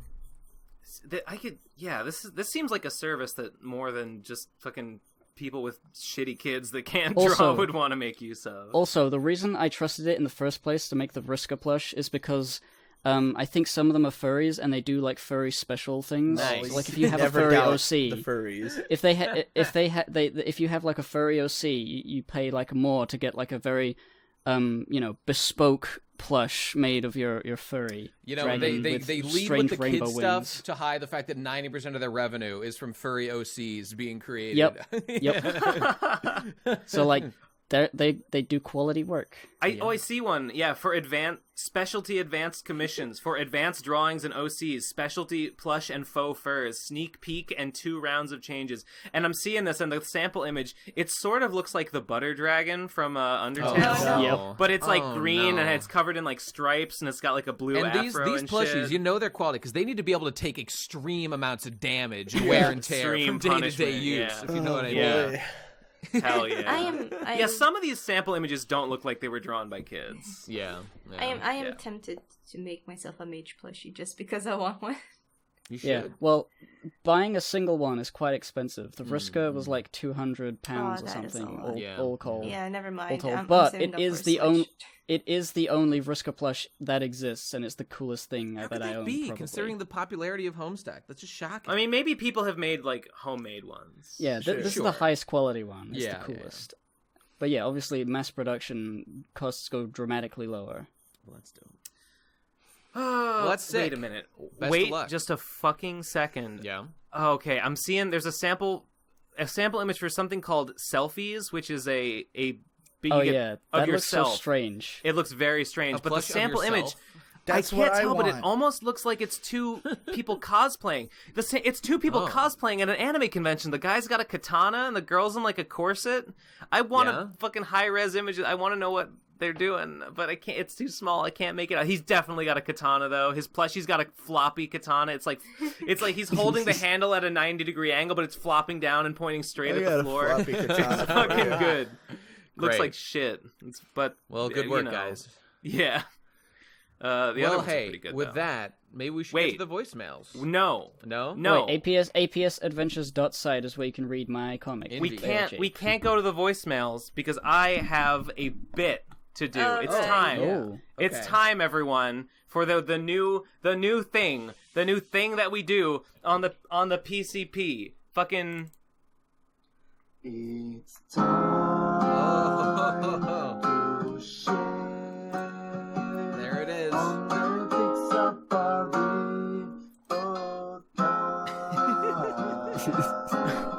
Everyone's favorite show. Thank you, whoever made that. Anyone remember whose voicemail that was? Okay. I don't. All right. Okay. Let me this week's round of grievances with the Pizza Party podcast. Yeah. I'm very pissed. Oh, is that what I this still haven't heard the podcast. Where's the podcast, guys? Where's the podcast, guys? I'm looking around. I'm looking all around 360. I don't see it. Where's the podcast? Can't find it. That's bad That's conveyance. a 0 out of 10 It's bad experience right conveyance. I know where no. the PCP is. It's right here. It's where this voice that you're hearing right now, wherever it's emanating from. PCP, right here, right now. In your face, visceral. PPP, nowhere, nothing, a mere shade. In the toilet. A phantom in the toilet, not even real. Second, what kind of pizza? Are we talking about a high-quality wood-fired brick oven artisan pizza? Almost Or are we certainly talking not. about some Papa John, Little Caesars bullshit? I have no confidence in this brand. I have no idea what the nutritional value is. I have no idea what my value for money is going to be. I go into this investment of time and money with no idea of what I'm going to receive, and frankly, I'm not comfortable with it.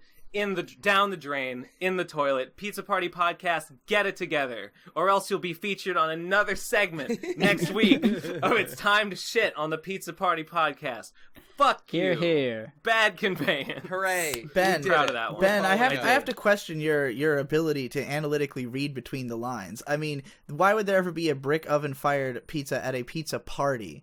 You always go for the cheapest, most, you definitely would go for Little Caesars if you're throwing a party. Because you're trying to feed as many people as possible. Maybe it's What maybe kind this of party party is is more of this? an intimate gathering of Maybe it's a esteemed political party. colleagues. Maybe Yeah, it it's is a like- political oh, party. shit. It's like They're an the old pizza Italian party. gentleman gathering outside their bistro, and someone brings out a piping hot pizza pie from the ovens, and it's just a lovely, decadent, old world experience. Maybe that's the kind of party it is. All right, I've had it with Wait. pizza pie. I've had it with pizza pie. Why is it called a pie? A pie is tall. Pizzas Pizzas are have not a tall. crust over it. Yeah, Wait, no, it a doesn't. pie. If anything, it's more of a tart because it has an open top.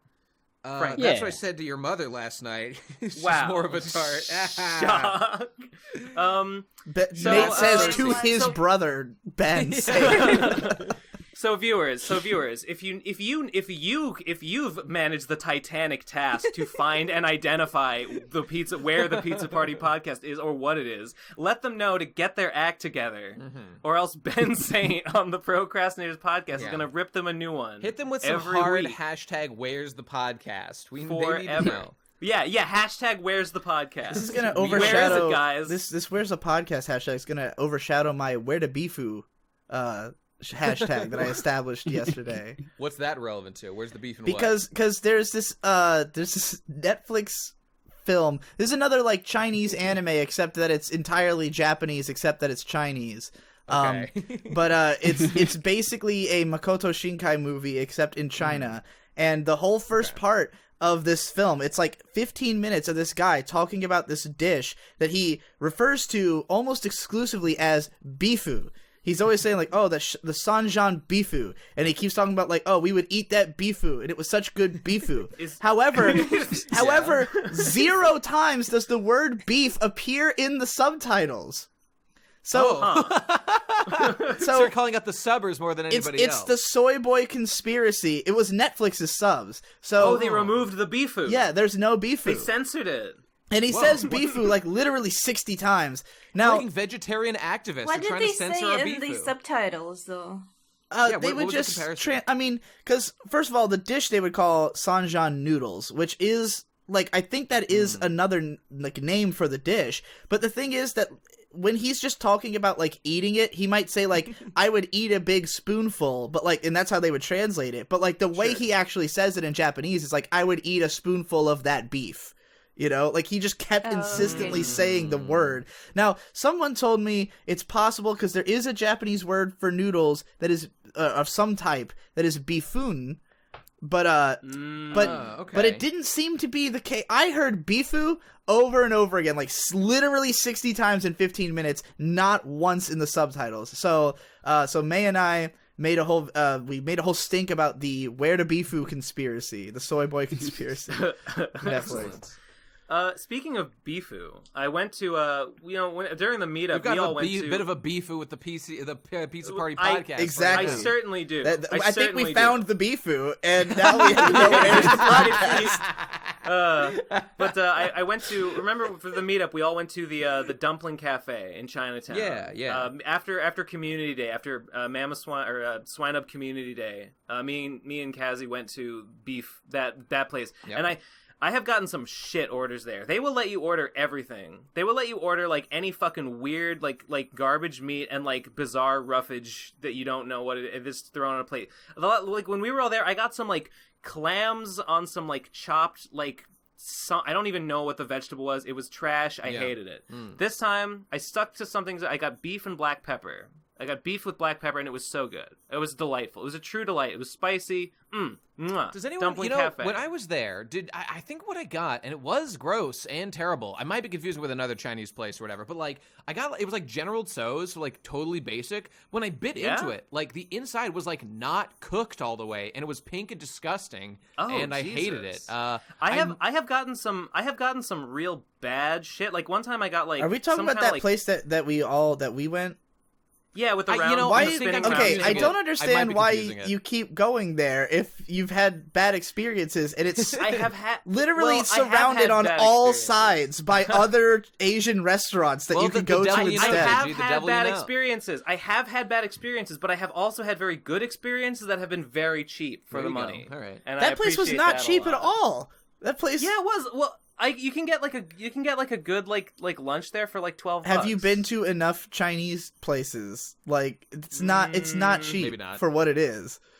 No, but it's the devil. I just know. And they got keto. That's the problem. I see people do this where you select a restaurant and then you go there, and if it's not shit, then you just keep going back, even though there's a chance that the place right across the street is better in every way. And you just don't know because you don't even try it. One dish that's truly beyond out of this world. It was literally the first time I went there. I paid $12 and I got like the pork belly and cabbage, and it was really good for the price. And I was like, this place rules. And I've never been able to let go of that association, even though I've gotten some real trash there. My methodology is when I move into a new place, I just try every single restaurant that is there. And then from there, now I know what are the top ones, and then I, return to those continually from then on. Yes, it's sort of like me because we used to have a lot of takeaways, and I would like to try out new restaurants and stuff, but we tried out a lot of restaurants until we settled on one that we really like. And we have a few backups in case that one's not available. That's the key. And I mean, the one that it's funny to me because the one that Ben is talking about is in Chinatown.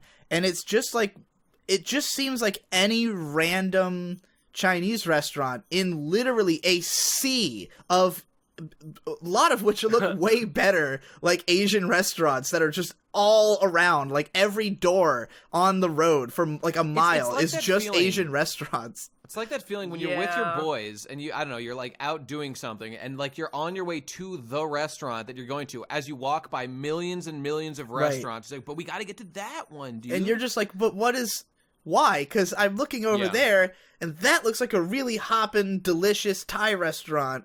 And this looks like a hole-in-the-wall Chinese thing. So why are we going to this one? I don't know. Guys like me, when you've got a plan, I don't want to deviate from the plan. And I'll die before I do anything that's not the plan. It gives me that feeling of comfort that I You're rarely not have. wrong, dude. There probably are. There probably are better places. But there's, like you say, there's so many. And I can't check them all. Why not? I can't check them all.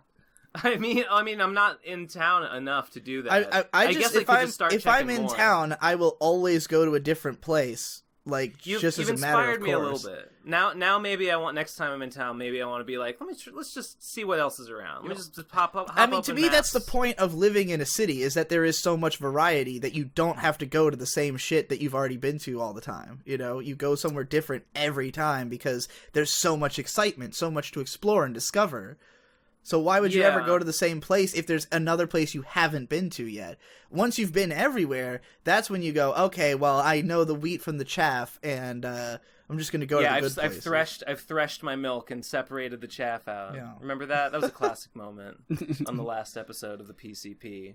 I wasn't there. Of course. Okay. All right. Never mind. How about we get to those voicemails? I think it's time that we go do that. All right. Okay, let's see. Everybody, SpeakPipe, you know the deal. Give us your stuff. Click the link below. Send it to the SpeakPipe link. You know what I'm talking about. All right, let's get into it. First mail here. Let me get to the right place here. There we go. Okay, this is from Rune Factory is good. Yes. Okay, go. What's up, PCP? I'm calling in because I can't take any more of Nate's wrong opinions. Now, this started with his wrong opinions about the economy. It continued with his wrong opinions about food. But now, I'm literally boiling with rage over his recent horrible affront to me. That Rune Factory 4 is a bad game that people shouldn't buy. He said this in a Nintendo Direct live stream he did. Yeah, that's where he's messing up. And frankly, I am fucking pissed!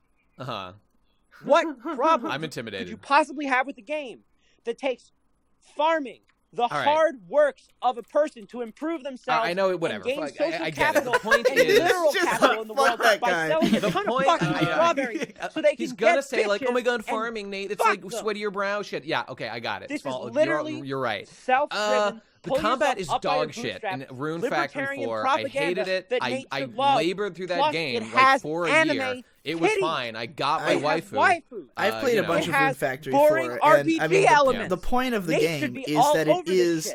I would almost compare it to like a clicker game, because it's mostly just about making numbers go up. Are you guys talking about Stardew Valley? No. Yeah, it's very similar. A game about farming with dog shit combat that's just about making numbers go up. We may as well be talking about Stardew Valley. They're both Harvest Moon clones, but the whole point of Rune Factory is that it's Harvest Moon.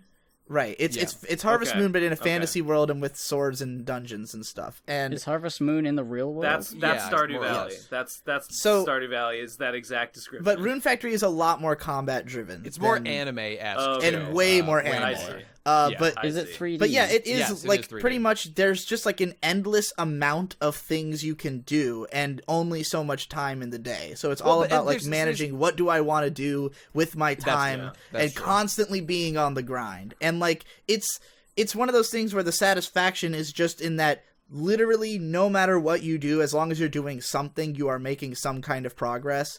So it's just that like.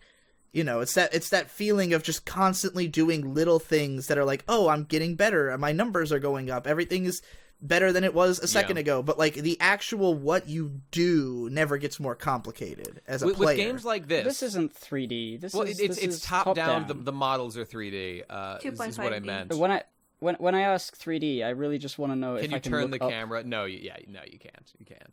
Because that's what makes me enjoy things. With a game like Rune Factory, or what, like I'm comparing it to the other games. It's what matters in this because there's so many competitors. It's like, are the small gameplay tweaks tuned in the best way compared to the competition? And I definitely think that Stardew Valley is just like way more fun. There's more like customizability. When was Rune Factory 4 actually released the first time? Maybe like 2010 or something. Yeah, I was close to a decade ago. Yeah, it's pretty old, and I'll admit that the combat, a lot of it is clunky, but I really personally really like it, and I'm happy that it's coming to Switch. I don't have a Switch yet, but I want to talk about Stardew Valley. I want to talk, guys. I'm fucking torn. Yeah. I'm fucking torn between Emily, Leah, and Abigail.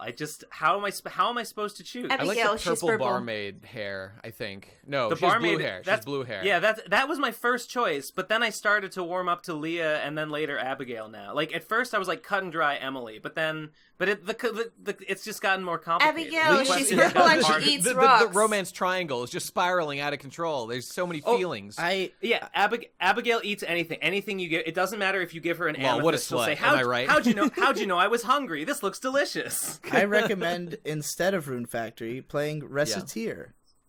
I love Reciteer. It's good. I played Reciteer. I got to the end game. It's not the same, and though. It's not the same. The end game, it's the different. end game seemed like a nightmare grind slog, and I didn't want anything to do with it. So I just played through the main campaign and was happy with. I think my Stardew experience. Valley is just the peak of this kind of game. Though I mean, Recettear is. I fun, too, personally, in a I different way. think It's not quite the same, but it's pretty. I Similar. really dislike the aesthetic of Stardew Valley, and also That's I think it's understandable. mega Really? fucking I don't care boring. for it much. I don't understand that at all. I think it looks Yo, great. but I don't main- like it either. The quest what the loop. fuck? What the fuck? It's- guys? Well, all right. downloaded some And the mods girls to aren't make them anime more enough. anime. The girls are way too Western. They used to be more anime. Like, there's I old wish we art could of like go back. there's old art of previous like versions of the game. They were way more anime at certain points. What don't you like about the aesthetic? This is totally baffling. I really don't. First of all, I don't like how everything is like It's the weirdly character art. tall, and secondly, I don't like the color design that much. For me, it's all about the character art. I don't like. I think the people look ugly You pretty much can across the download board. mods to change their portraits. What on my Switch version? Can I do that? Which is where I that's have true. the game. I mean, That's what I thought. Well, that's I mean, your mistake. I don't Fair think enough. I wouldn't praise the game and say, "Wow, it has such great character art" or anything. I mean, I don't really care. When I'm trying to get that nut, Stardew Valley is not Jesus the Christ. game that I need. I mean, I need I something don't more care. anime. I don't care about the. I don't care about the. I don't care portrait about art. Like, that nut. Says No, Ben. shut up. I don't care about the portrait art. I care about look at everything is such nice lush sprite work. It's gorgeous. The town is very attractive. I think mostly. And so yeah, I like all that stuff. And love the it. best thing about Stardew Valley, the most satisfying thing about the game, is the long-term quest of fixing up the community center by achieving all those little individual goals is super The satisfying. game fucking blueballed me for almost an entire year now. I have been short on fixing the community center. All I need, an apple and a pomegranate. Waiting for the season-specific products can Yes. completely You can, hamstring and you. it's can just because I sometimes, didn't. buy it from Yeah, the the mystery traveling merchant. cart. Yeah, I think so. That's I true. have been going to That's the true. traveling cart every every Friday and Sunday and hoping for. I remember one time I did see a pomegranate there, but it was before I realized that I needed that for the community center. Yeah. So I fucked up. So I have been waiting. Yeah, I planted a pomegranate tree and an apple tree, but it was right after. It was just Season too ends, late yeah. that I could. It wasn't after the season. I planted it just into the season, so it did. The tree didn't mature until the season was already over. Right. So I've just been waiting for the year to go by to get one apple and one Wait. pomegranate. So, it's directly to the actual human year. Well, no, but it is slower. A season will last 30 days. Each season is game. 28 days. Yeah. Yeah. So each season is more like a month, basically. And you Okay. could just make your guy go to sleep, wake up, go to sleep, wake up, go to sleep. But you have to do that 90 times to get back to the season, and you'll ruin your. I'm waking up and realizing we're still reacting to the first voicemail. That's true. We should move it along. Let's move it along here. Okay. Next one is Post in the comments. Should I go with Emily, Leah, or Abigail? These Let him know. These are your Let him know. These are your choices. Actually, go for okay. Sebastian. He's your boy. I Can you like be gay? Sebastian. Are you allowed to be gay? Yeah, If I Hell were going yeah. for if I were going for a guy, I would absolutely go for Sebastian. I knew you no would. I question. knew you would. He's the edgy one. He's the edgy one. Okay. Next one. Voicemail from Mackie's back. Go. Hey, so PCP. Recently, a good friend of mine admitted they had a crush on me, making me the first PCP fan with a girlfriend. Wow. Here's the issue. She lives in Florida. I live in Massachusetts, and neither of us have that much money. So I know some of you have had weird internet relationships like this. Do you have any advice? Help? Don't do it. Give up. Give up. It's difficult. I mean, give up. I would say you can cheaply take a train down there, right? That's how Ben From was Massachusetts. visiting. I mean, relatively I cheaply. used to, yeah, well, okay, when I used to go from Virginia to Georgia, it would take me it would only cost me maybe $20 or $30 for the whole trip, but it would take me 16 hours. I mean, it's so I was. This I is was a matter trading of how time for determined money. are you? Do you really like this I was girl or trading- not? Yeah. Because I So, mean, but let's be real. Let's be real. This is the you- first guy, the first girl who came to him said I like you, and so of course our boy is gonna jump on it. But Look, if if a you girl have- came up to okay, him I think today I who think lived you're- in his I think- town and said hey, I want to date you, is he not gonna drop this long distance girl like a sack of potatoes? no, of course. But here's he the should. question. First of all, No offense to do her. you have any prospects IRL? And if the answer's no. have The you answer's lost no. your virginity? If you have Probably not no. lost your virginity, and she is DTF, take a fucking train. Do it as cheaply as possible. Well, do not take a flight. Take a train. Take something cheap. Keep it under $100. Get down there. Meet her. Have sex. And see how things go. And if it seems like you would like to eventually pursue this as a serious thing, then you need to be working on how can we get into the same place as soon as possible. If there is no recourse there, if the answer is we can't do that, shut this thing down. Because you don't want to be in an internet relationship for fucking who knows how long with no actual plan. And you should. If you guys, okay, she's your girlfriend now. I assume you guys want to fuck, so you and her should make that happen. You should get money and buy a train and buses, and you can do it for not that much. Yeah, you can. If you look around, you can probably find ways to do it. I'll bet you could get from Massachusetts to Florida for definitely under $100, maybe under 50 if you were really resourceful. It will probably take you like a day or more, but whatever. Yeah, if you want to, I don't know. I mean, I don't think it matters if you've lost your virginity or not. If you want to fuck and you want to spend a day and a little bit of money to make that happen, then do that. Yeah. Maybe get her to contribute because she's part of this endeavor as well. I just think that the most important thing, more so than even going down there, is that if you do this, you have to know that there's two ways that it can happen. Either you'll go down and you'll realize that you don't want this to be a long-term relationship, or you guys will super like each other and super click, and then immediately the question is going to have to be, how can we make this no longer long distance? Because long-distance relationships are suffering. You will not be able to easily have sex again. You won't be able to easily spend time together. You won't be able to have that, that emotional support that is what you're really coming to a relationship for, more so. End goal. The end goal of a long distance relationship is to not be long distance. To not be a long distance relationship. Otherwise, it is a waste, and you will be sorry. It is a waste. It definitely is a waste. And just don't put yourself in the position. Well, hang on. Don't put yourself in the position where you've got this long distance girlfriend, and you're like, well, I've got no other prospects, because it will make you weak, and it will make you just waste your time being like, well, I've got a girlfriend, so I'm all good. But no. Yeah. No. The other side of the coin, though, is that if you meet up, say, and you get to know, this relationship progresses, and you find yourself feeling like, I'm not that interested in progressing this and making this a not long distance relationship, then quit. Don't do it. Yeah, give up. That's fine. It's way easier to make those kind of decisions when you've met the person in person. It's a lot easier to. I think there's a proverb or something like you never really know the person until you have to live with them. Yeah, that's also true, but I think you can get you'll know a lot more than you do just by talking online if you meet them. Huge. And I don't know how much I don't know if you guys are Skyping all the time and stuff. Doesn't it just suck though? I hate doing that. It really sucks. And I don't know what time. I don't know what level it's on. Where I don't know how much you guys know about each other, or how close you are, but you definitely have to meet somebody in person to get a better sense of what they're like than what you're going to get. I mean, you're only talking to each other in a manufactured scenario of having to sit in front of a camera and talk to a person directly, as opposed to just being around each other and knowing what their mannerisms are like and how they generally the cadence of their living, which is much more important. So feel it out, dog. See how it goes. Best of luck. Don't settle for a shitty relationship as opposed to no relationship, because sometimes none is better, because then you can just find one that is better. So there you go. Sounds like this probably just be a big waste of time. Sorry to burst your bubble. You know what? Maybe this guy's 15. This is the first person who's ever, and great, fantastic. Have a good time. Feel it out. Sure. Do what you gotta do, but don't trap yourself somewhere, and then they're gonna be like, oh, but don't you love me? If you'd love me, you'd date me no matter where it's from. I don't love you, bitch. I don't love you. Just say that to her, and then execute her.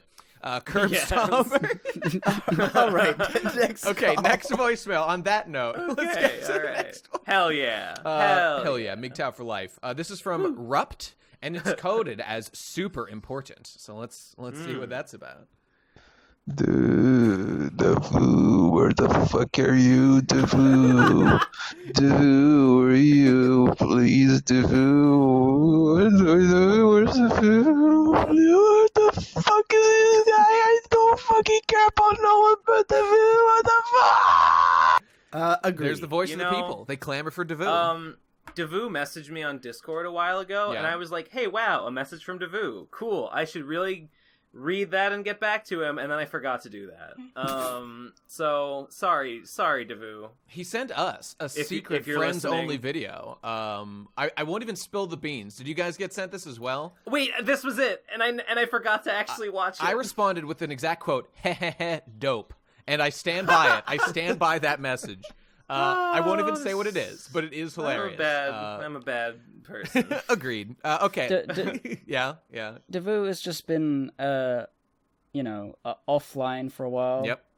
But, I don't know. He'll come back when he wants to. I hope he's working on another game. Yeah, me too. Or, I don't know, preparing his... Autonomous was like a surprise hit. Release Autonomous on Switch, Devu. Do it now. Do it immediately. I'd fucking buy Autonomous for Switch just to support him. Autonomous is fucking sick. This was fun. I'd play $5 any day.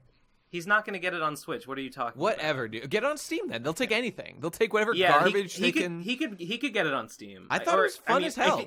Well, I don't know what the process is like, but it's good enough to be on Steam easily. Absolutely. By a huge margin. Yeah. Okay. Well, anyway, they'll take any old fucking shit visual novel. That's nonsense. true. That's true. All right. Next one. This is from A2Z. Go. Okay, Nate, I know you're listening to this. Yeah. You don't have to put this on the show, but please read the official One Piece release on shonenjump.com or viz/shonenjump, whatever. It's good quality, better quality than the scanlations. Okay. That's enough. Yeah, I know. I got the gist. Okay, cut that off, edit man. This guy wrote in, and I appreciate that, to just let me know that they release One Piece chapters weekly relatively on the actual Viz Media site.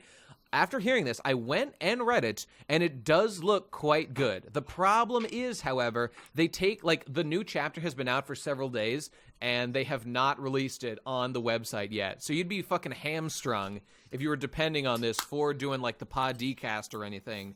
So, I'd probably go and read it, later, but not gonna fucking do it up front. But this is an advertisement for people who want to read the highest quality releases of One Piece. We don't need to advertise that shit. Give us the next one. No? Do you think everybody knows? I just wanted to give everybody, notice, because I wasn't even paying attention. No, I just meant I don't want to give free advertising to Viz. It's worth mentioning, I guess. Do you not like Viz? Are they a bad company or something? No, I just don't. I don't know. I was just joking. Right. Disney doesn't want to give it away for free. You gotta pay us. They sponsor certainly us. should pay us. You're right. That's what I'm saying. That's fair. I hear you. Viz, call me up. I demand, Viz, if you want us to sponsor your product, you call in and leave an epic voicemail that we could respond to on the episode. Fill it with memes and whatnot. Okay, moving on. Whatever. Next one from Harlock Asnable. Fan favorite. Go. So you know how last time I was on here, I was saying some stuff about Jesus and all that? Mm-hmm. Yeah, that was all bullshit. I lied. I'm sorry. I had to. But anyway, I can't really handle real reality, so I've been shopping around for a new religion. Looked into Scientology, but it seemed too expensive, and they also had a similar anti-gay agenda, just like a lot of the other ones. So what are some niche religions? Some sweet hidden gem religions, what are your best recommendations? What's your artsy fartsy 3x3 of religions? I need to know some. The Church of Spirit Science. Dude, Spirit Science is buddies with Satan, I think. No, seriously, Satan's you think it's devil worship? No, it's the worship of yourself. Yeah, but they put a really edgy label on it, though. Yeah, exactly, to piss off the church people. I think that's unironically, literally, what the mindset behind calling it that was. It was. Yeah. It was just, yeah. Listen, Satanism doesn't let you pilot the fucking love battleship through the cosmos. Yeah, that's true. That's true. Satan never fucking aligned my kundalini. Whoa. Whoa, the Catholic priests were aligning my kundalini my whole childhood, if you know what I'm saying. Hell yeah, dude. Hell yeah. Wait, what? Don't worry. All right, next call. This is from Schmeeblebop Dingle Dangle. Go. Okay. Hey, the BCP. Hello. I have That's my one name. serious question I seriously need to ask you guys. Okay. Why the fuck is my PB hard? Because you're listening to the Pro Crastinators podcast, giving you a boner every single time. Yeah, there it is. Okay, that's all. Oh, God. Thanks for Don't that. make promises you You can't laughed deliver, though. really hard at that. Oh, we've delivered. All right. Next one. We have a boner guarantee. If you're not satisfied with your boner And for at from least listening 4 to the hours BCP, after we the will podcast. come to your house and guarantee satisfaction personally. Voicemail number 7. We will coincidentally. RP with you on Discord. Slide into our DMs and make a complaint. You will achieve release, my dude. You will. will. God, yeah. I'm gonna throw up. Help. All right. Okay. Number 7. This is Cloud Strife calling in with another message. What do you have for us? Hello, it is me again, Cloud Strife. No piano this time. There But, he is. Final Fantasy IX is out on the Nintendo Switch right now. And I was wondering, is it a good game? Yes. I have 7, and Yeah. it's the best one. I never finished I'm playing 9. it, it's the best thing ever. Mhm. But 9 seems to have Get no Cloud Strife in it. Oh. So wouldn't that automatically make it like a piece of trash game? As a matter of fact, please tell me. In Lindblom, Yes. in the town in Final Fantasy IX, there is a weapon shop that on the wall has the Buster Sword that Zidane goes up and he talks to it, and it says something like, it's something like, oh, I bet some stormy guys would sure enjoy using weapons like this. Confirmed. stormy guys. God, It's something roll like my that. fucking eyes as Okay. hard as fucking possible. That's not exactly how it sounds. Like it's more clear or something, but Okay. it's something like, wow, who'd be able to use a weapon this big or something like that. But it is the Buster Sword. Stormy guy. Okay. I gotta look up the quote. Okay, whatever. Anyway, Final Fantasy IX is a masterpiece. I got it for my Switch. And I just wanted to give my quick review of the hour I played. Yep, that's base as hell. They definitely use like that mobile port version or whatever, or the whatever Steam version. That like, oh my god, the models of your characters and all the characters, like they look good. The background art is like muddled and god awful, and it is. Oh, they didn't fix that? No, they can't. They've lost the original assets. Yeah. This is all they've got. I will say Well, that damn. it's not so bad if Okay. you play it in windowed mode. Great. Great. Yeah, like This if is you not- could just crush the resolution, then yeah. This is not the Buster Sword. No? Doesn't But it look it is. similar? But like the I can't find the. Put in the show notes. Put in Not the show notes. particularly. Okay. Link that. Let me look at it. It's people think, okay, maybe I was exaggerating a little bit.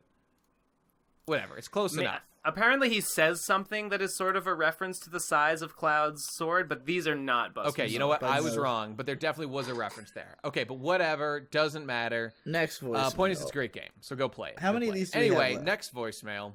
This is from I'm Being Dead Serious. Begin. Kingdom Hearts 3 for fags. Pokemon Go, babies. Pokemon Let's Go, actual babies. No, you guys need to get your fucking big boy pants on. Go to the Google Play Store and download Garfield Go. I'm fucking serious. Oh, Is you that just real? got a French Mr. It's Mime? real. Guess I what? looked it up. I was walking my dog yesterday and I found a fucking spicy Italian lasagna under a fucking tree. Oh, you just leveled up your Scyther into a Scizor after grinding for months? Yep. I just gave my cat a fucking donut and he leveled up. Jesus Christ, get on my level. Every day you're not playing Garfield Go is like a fucking Monday.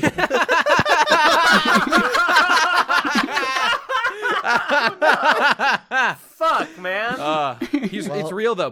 Garfield Go is a real game you can get. No, it's not. It is. Shut I up. looked it up ahead of time. Shut the fuck It's up. real. We should all get Shut it. your can't wait. fucking And mouth. replace- Go back to the fucking Pizza Party podcast. With that you fucking shit. liar. Nah, we should. Okay. Next RadCon, we have to go play Garfield Go. Absolutely. You can stay.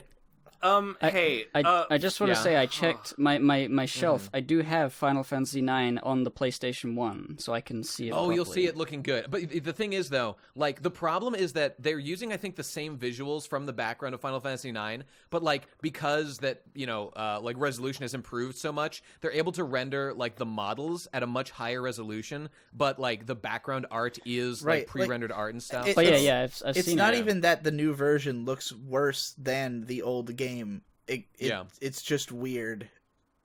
I mean, jarring. I just think it's bad. They just don't look like they belong in the world. Like, I can bear it. I can, like, look past it, but it is no. I got over it surprisingly quick. Like, I had been avoiding buying that remake for years because of that. Mm-hmm. Because the screenshots looked so fucking terrible. But when I was actually playing it, I was not that bothered by it. In the moment, from screen to screen, I can get over it. But whenever I stop and concentrate, I'm like, ugh, yikes. I want to say, I looked it up, and the line that Zidane says when he sees the sword is, I knew us. Yeah, we used to call him Zidane, but it's actually Zidane. It looks like whatever. He says, "I knew a spiky-haired guy that used a sword." That's the one. That's the one. All right, appreciate that. Stormy guy. Whatever. Close enough. Okay. So Garfield Go, right? Yeah. For 602 reviews on the Google Play Store, all 5-star. I'm sure. Its overall rating is 4.1. Not bad. Whoa. JB says, it's working now. Get a kick out of Garfield pointing at the chests when you find them. If I win, Sutton, I'll give it a 5, no doubt. Great. Hold on. Hey, Nate, how many voicemails do we have left? I got to piss. We got 2 more after this. Wait, one more from a Google user. Wait. 2 more. Sebastian Foy says, I won a glazed donut from the 7-Eleven from the app. When redeeming the prize, be aware that the redeem button does not instantly give you a coupon. The redeem button sends you an email within 3 days. Then you confirm your name and email address. Then they send you the prize. So you can get real donuts out of this You app. can win, like, food from 7-Eleven. Whoa. Holy shit. Okay, a Google user says, came for the memes and stuck around when it was actually fun. I didn't expect the prizes to actually be winnable, but I have a dozen rad Garfield stickers on display in my kitchen now.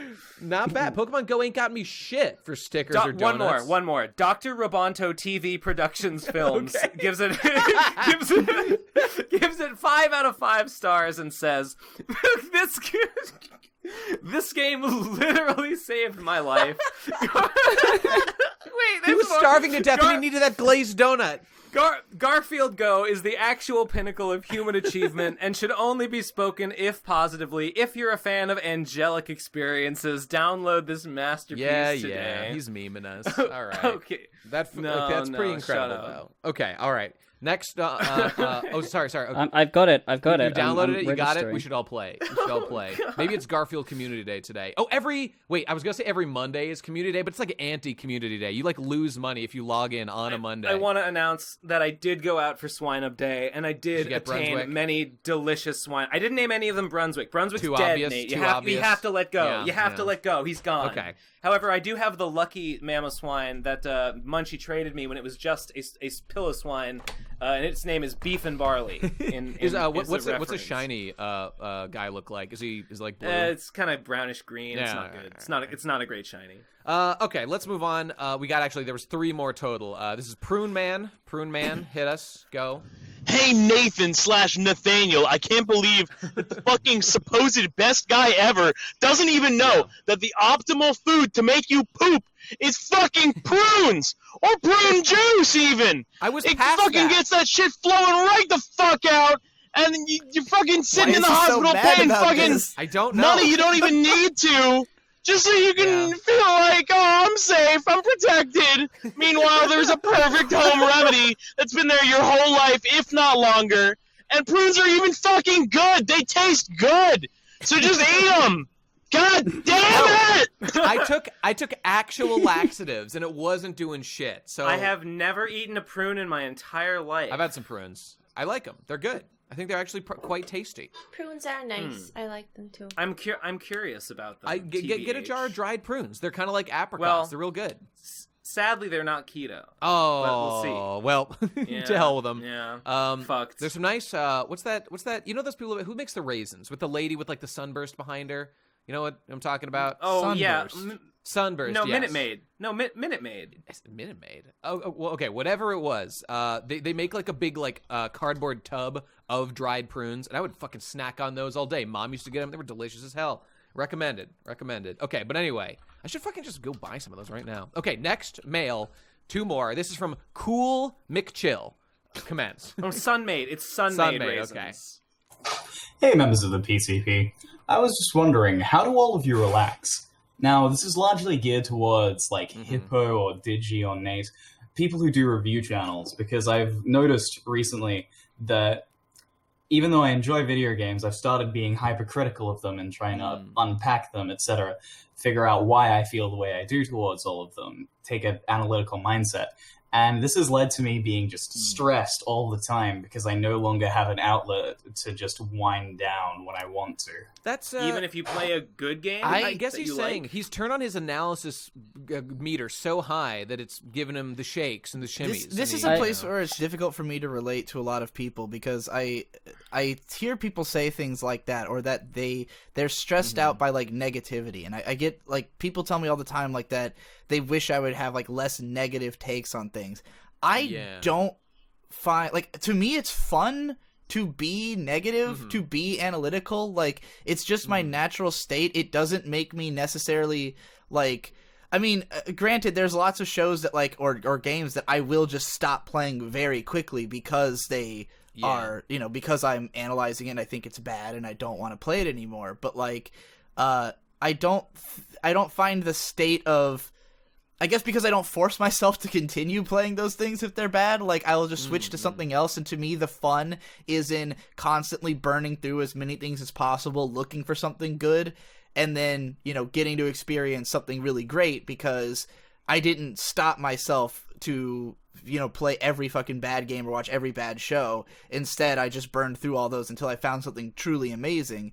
And then, yeah, if you want to relax, you just play the amazing game. I mean, I'm sure Hippo could talk about playing Dark Souls over and over and over That was again. like, yeah, that's like me getting Final Fantasy IX just because, like, I know it's great and I don't really have to think about much, and just kind of nice, just relax and, you know, play through a bit. This is a thing that I've kind of thought about a bit at some points, like how analysis as like a thing has like changed my views a little bit. Most obviously to me is like the way that I used to read One Piece, where I didn't think anything could be bad about One Piece because I just enjoyed it the whole time. And then I met Nate and we talked about One Piece, and he introduced me to being angry at it all the time. That's and not I was even like, me.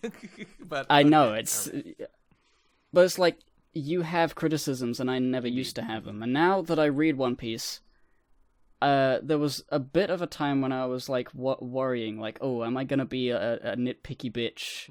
Not even that you are that, but like I was wondering about it, and I found that it's really just I don't care.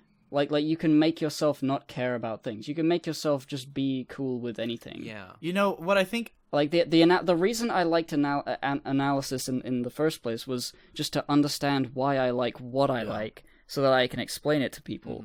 It's not necessarily about like tearing things down for the sake of it. If you like analysis because you watch a lot of YouTube that does that, and now you do it yourself, I guess just think about like why, like do you want to be like the YouTubers you're watching, or is it something like, do you actually want to do it yourself? I think that a big part of the entertainment value of media for me is getting to have an opinion on it.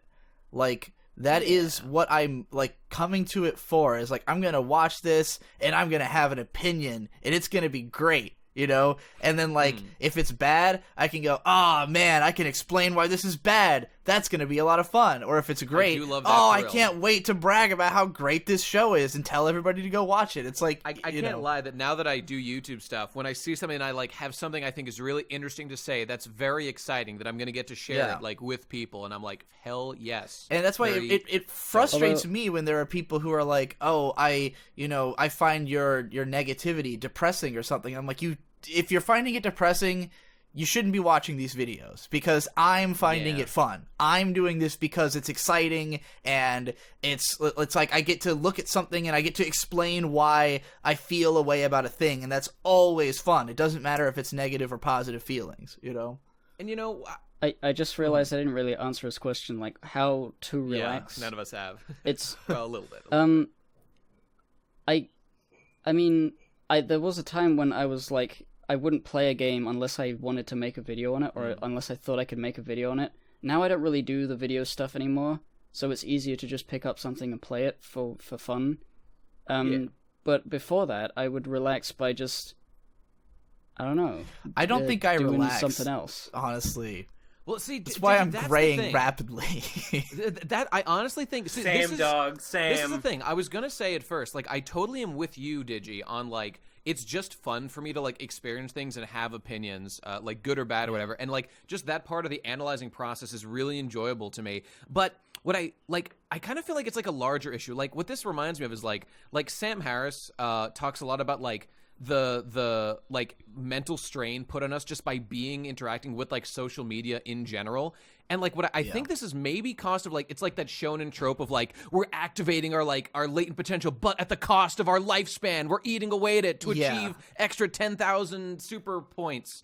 And like I feel like there's probably like a larger strain on like my mind day to day, since I'm like trying to be critical about stuff that used to be, you know, pretty non-critical of. Though I mean, I don't know, I've always been relatively critical of the stuff I don't remember a time when I wasn't like this. Is the thing for me. It's like I just wonder if maybe for both you and me and everybody, it'd be helpful to like what some people do, like a week out of the year or like a month with like no social media, and like it's to force yourself, even if that's your normal state of mind, to like de-stress your brain or something. And then maybe there will be a time. I mean, definitely. When that's so I don't think he's really talking about social media though. It's stressful for totally different reasons. Yeah, they're different. I just kind of mean like social media is like social media is all bad and bad. Sure, fair enough.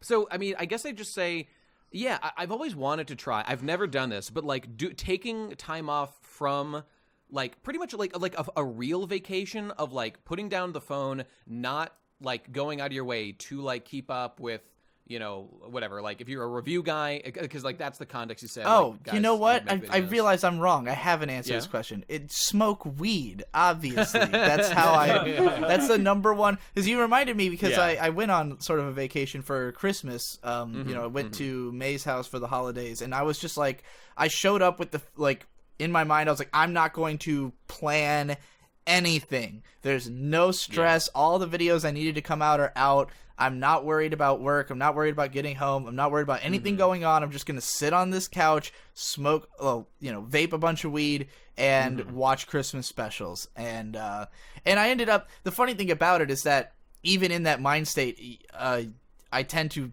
be even more creative and like have more answers of what I would want to make. Maybe it's like that fucking Spike Spiegel mindset of like when you relax, like that's when you can be the most lethal or whatever. When you're not putting the stress, you can flow like water. Yeah, when you try to force yourself to have ideas, then you're constantly you stress yourself out over not having them, and then when they just naturally come to you, it's like you're way more excited about them because it feels like it just sprung out of pure inspiration, you know? Yeah, which is a way better feeling than, you know, analyzing the SEO optimization and whatnot. I'm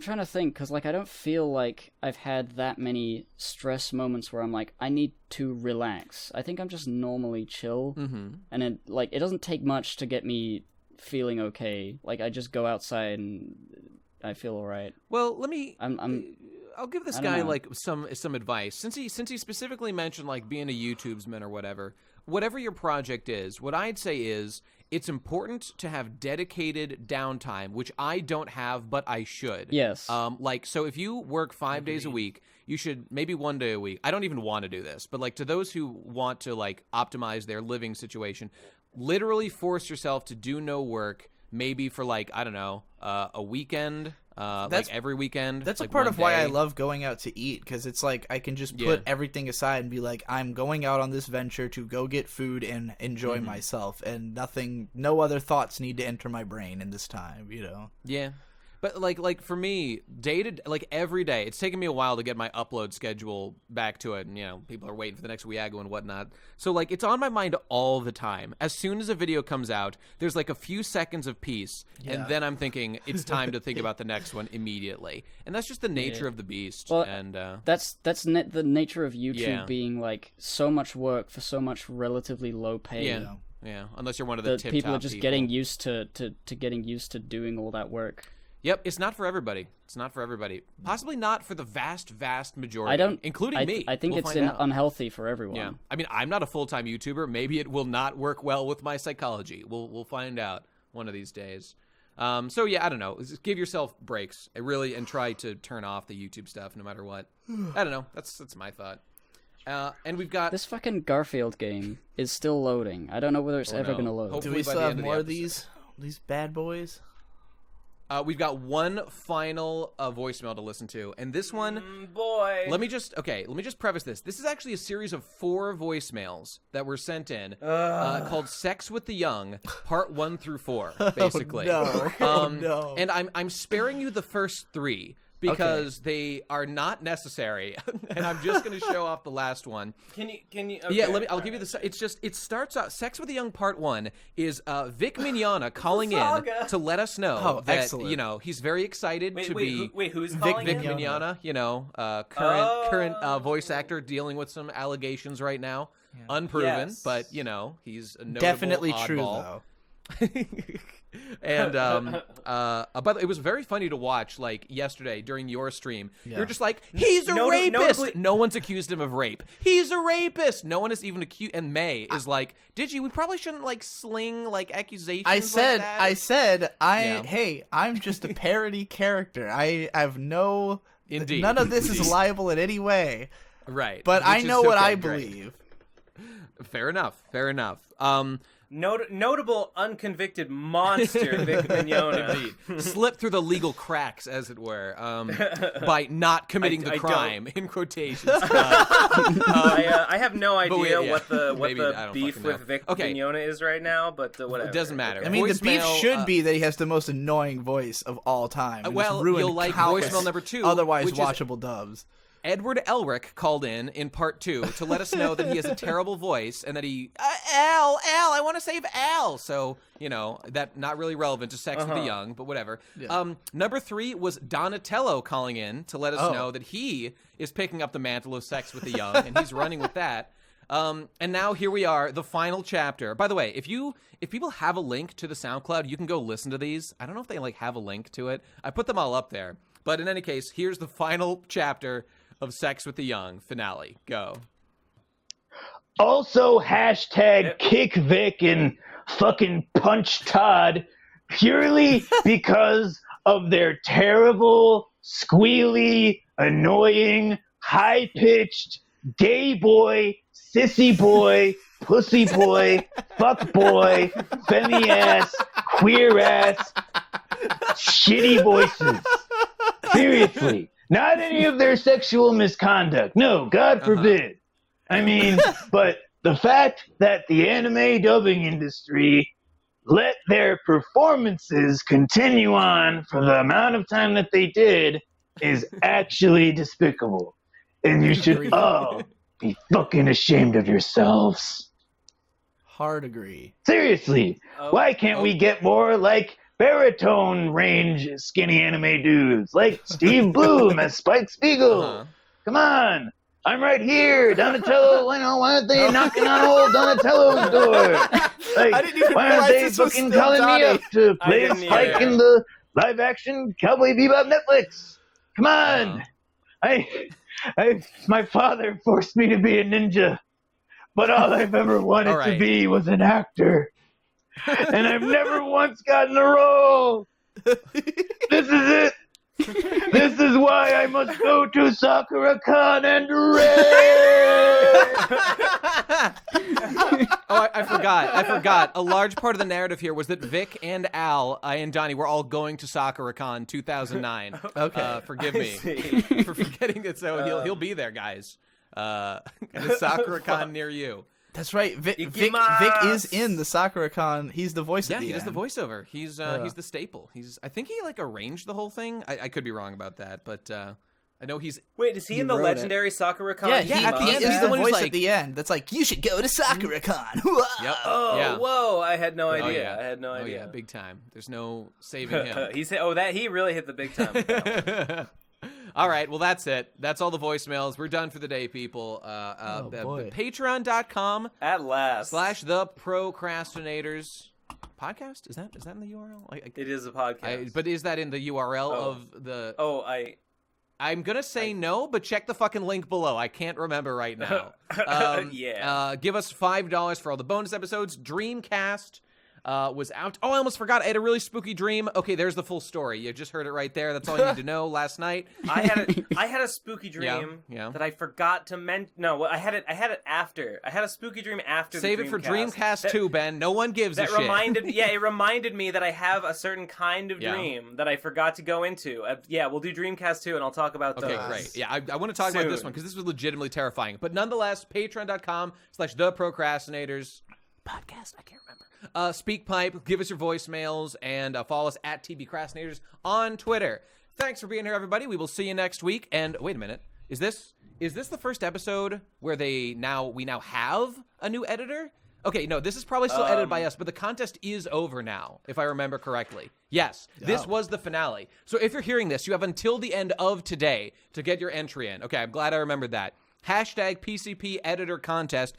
Get it in today. You still have several hours by the time you're hearing this. So good luck if you want to fucking be in there. Time fuck going on in my head trying to process what you're saying. Yeah, we're talking 6 days ahead of today, I think. Yeah. Whatever, 5 days. So there you go, people. Good luck and Godspeed. Thanks for being here. And we'll see you next week. Bye. Bye. Yes. Farewell. Yeah. Wow. Ohio gozaimasu. Yeah. Call back to the beginning. I'm supposed to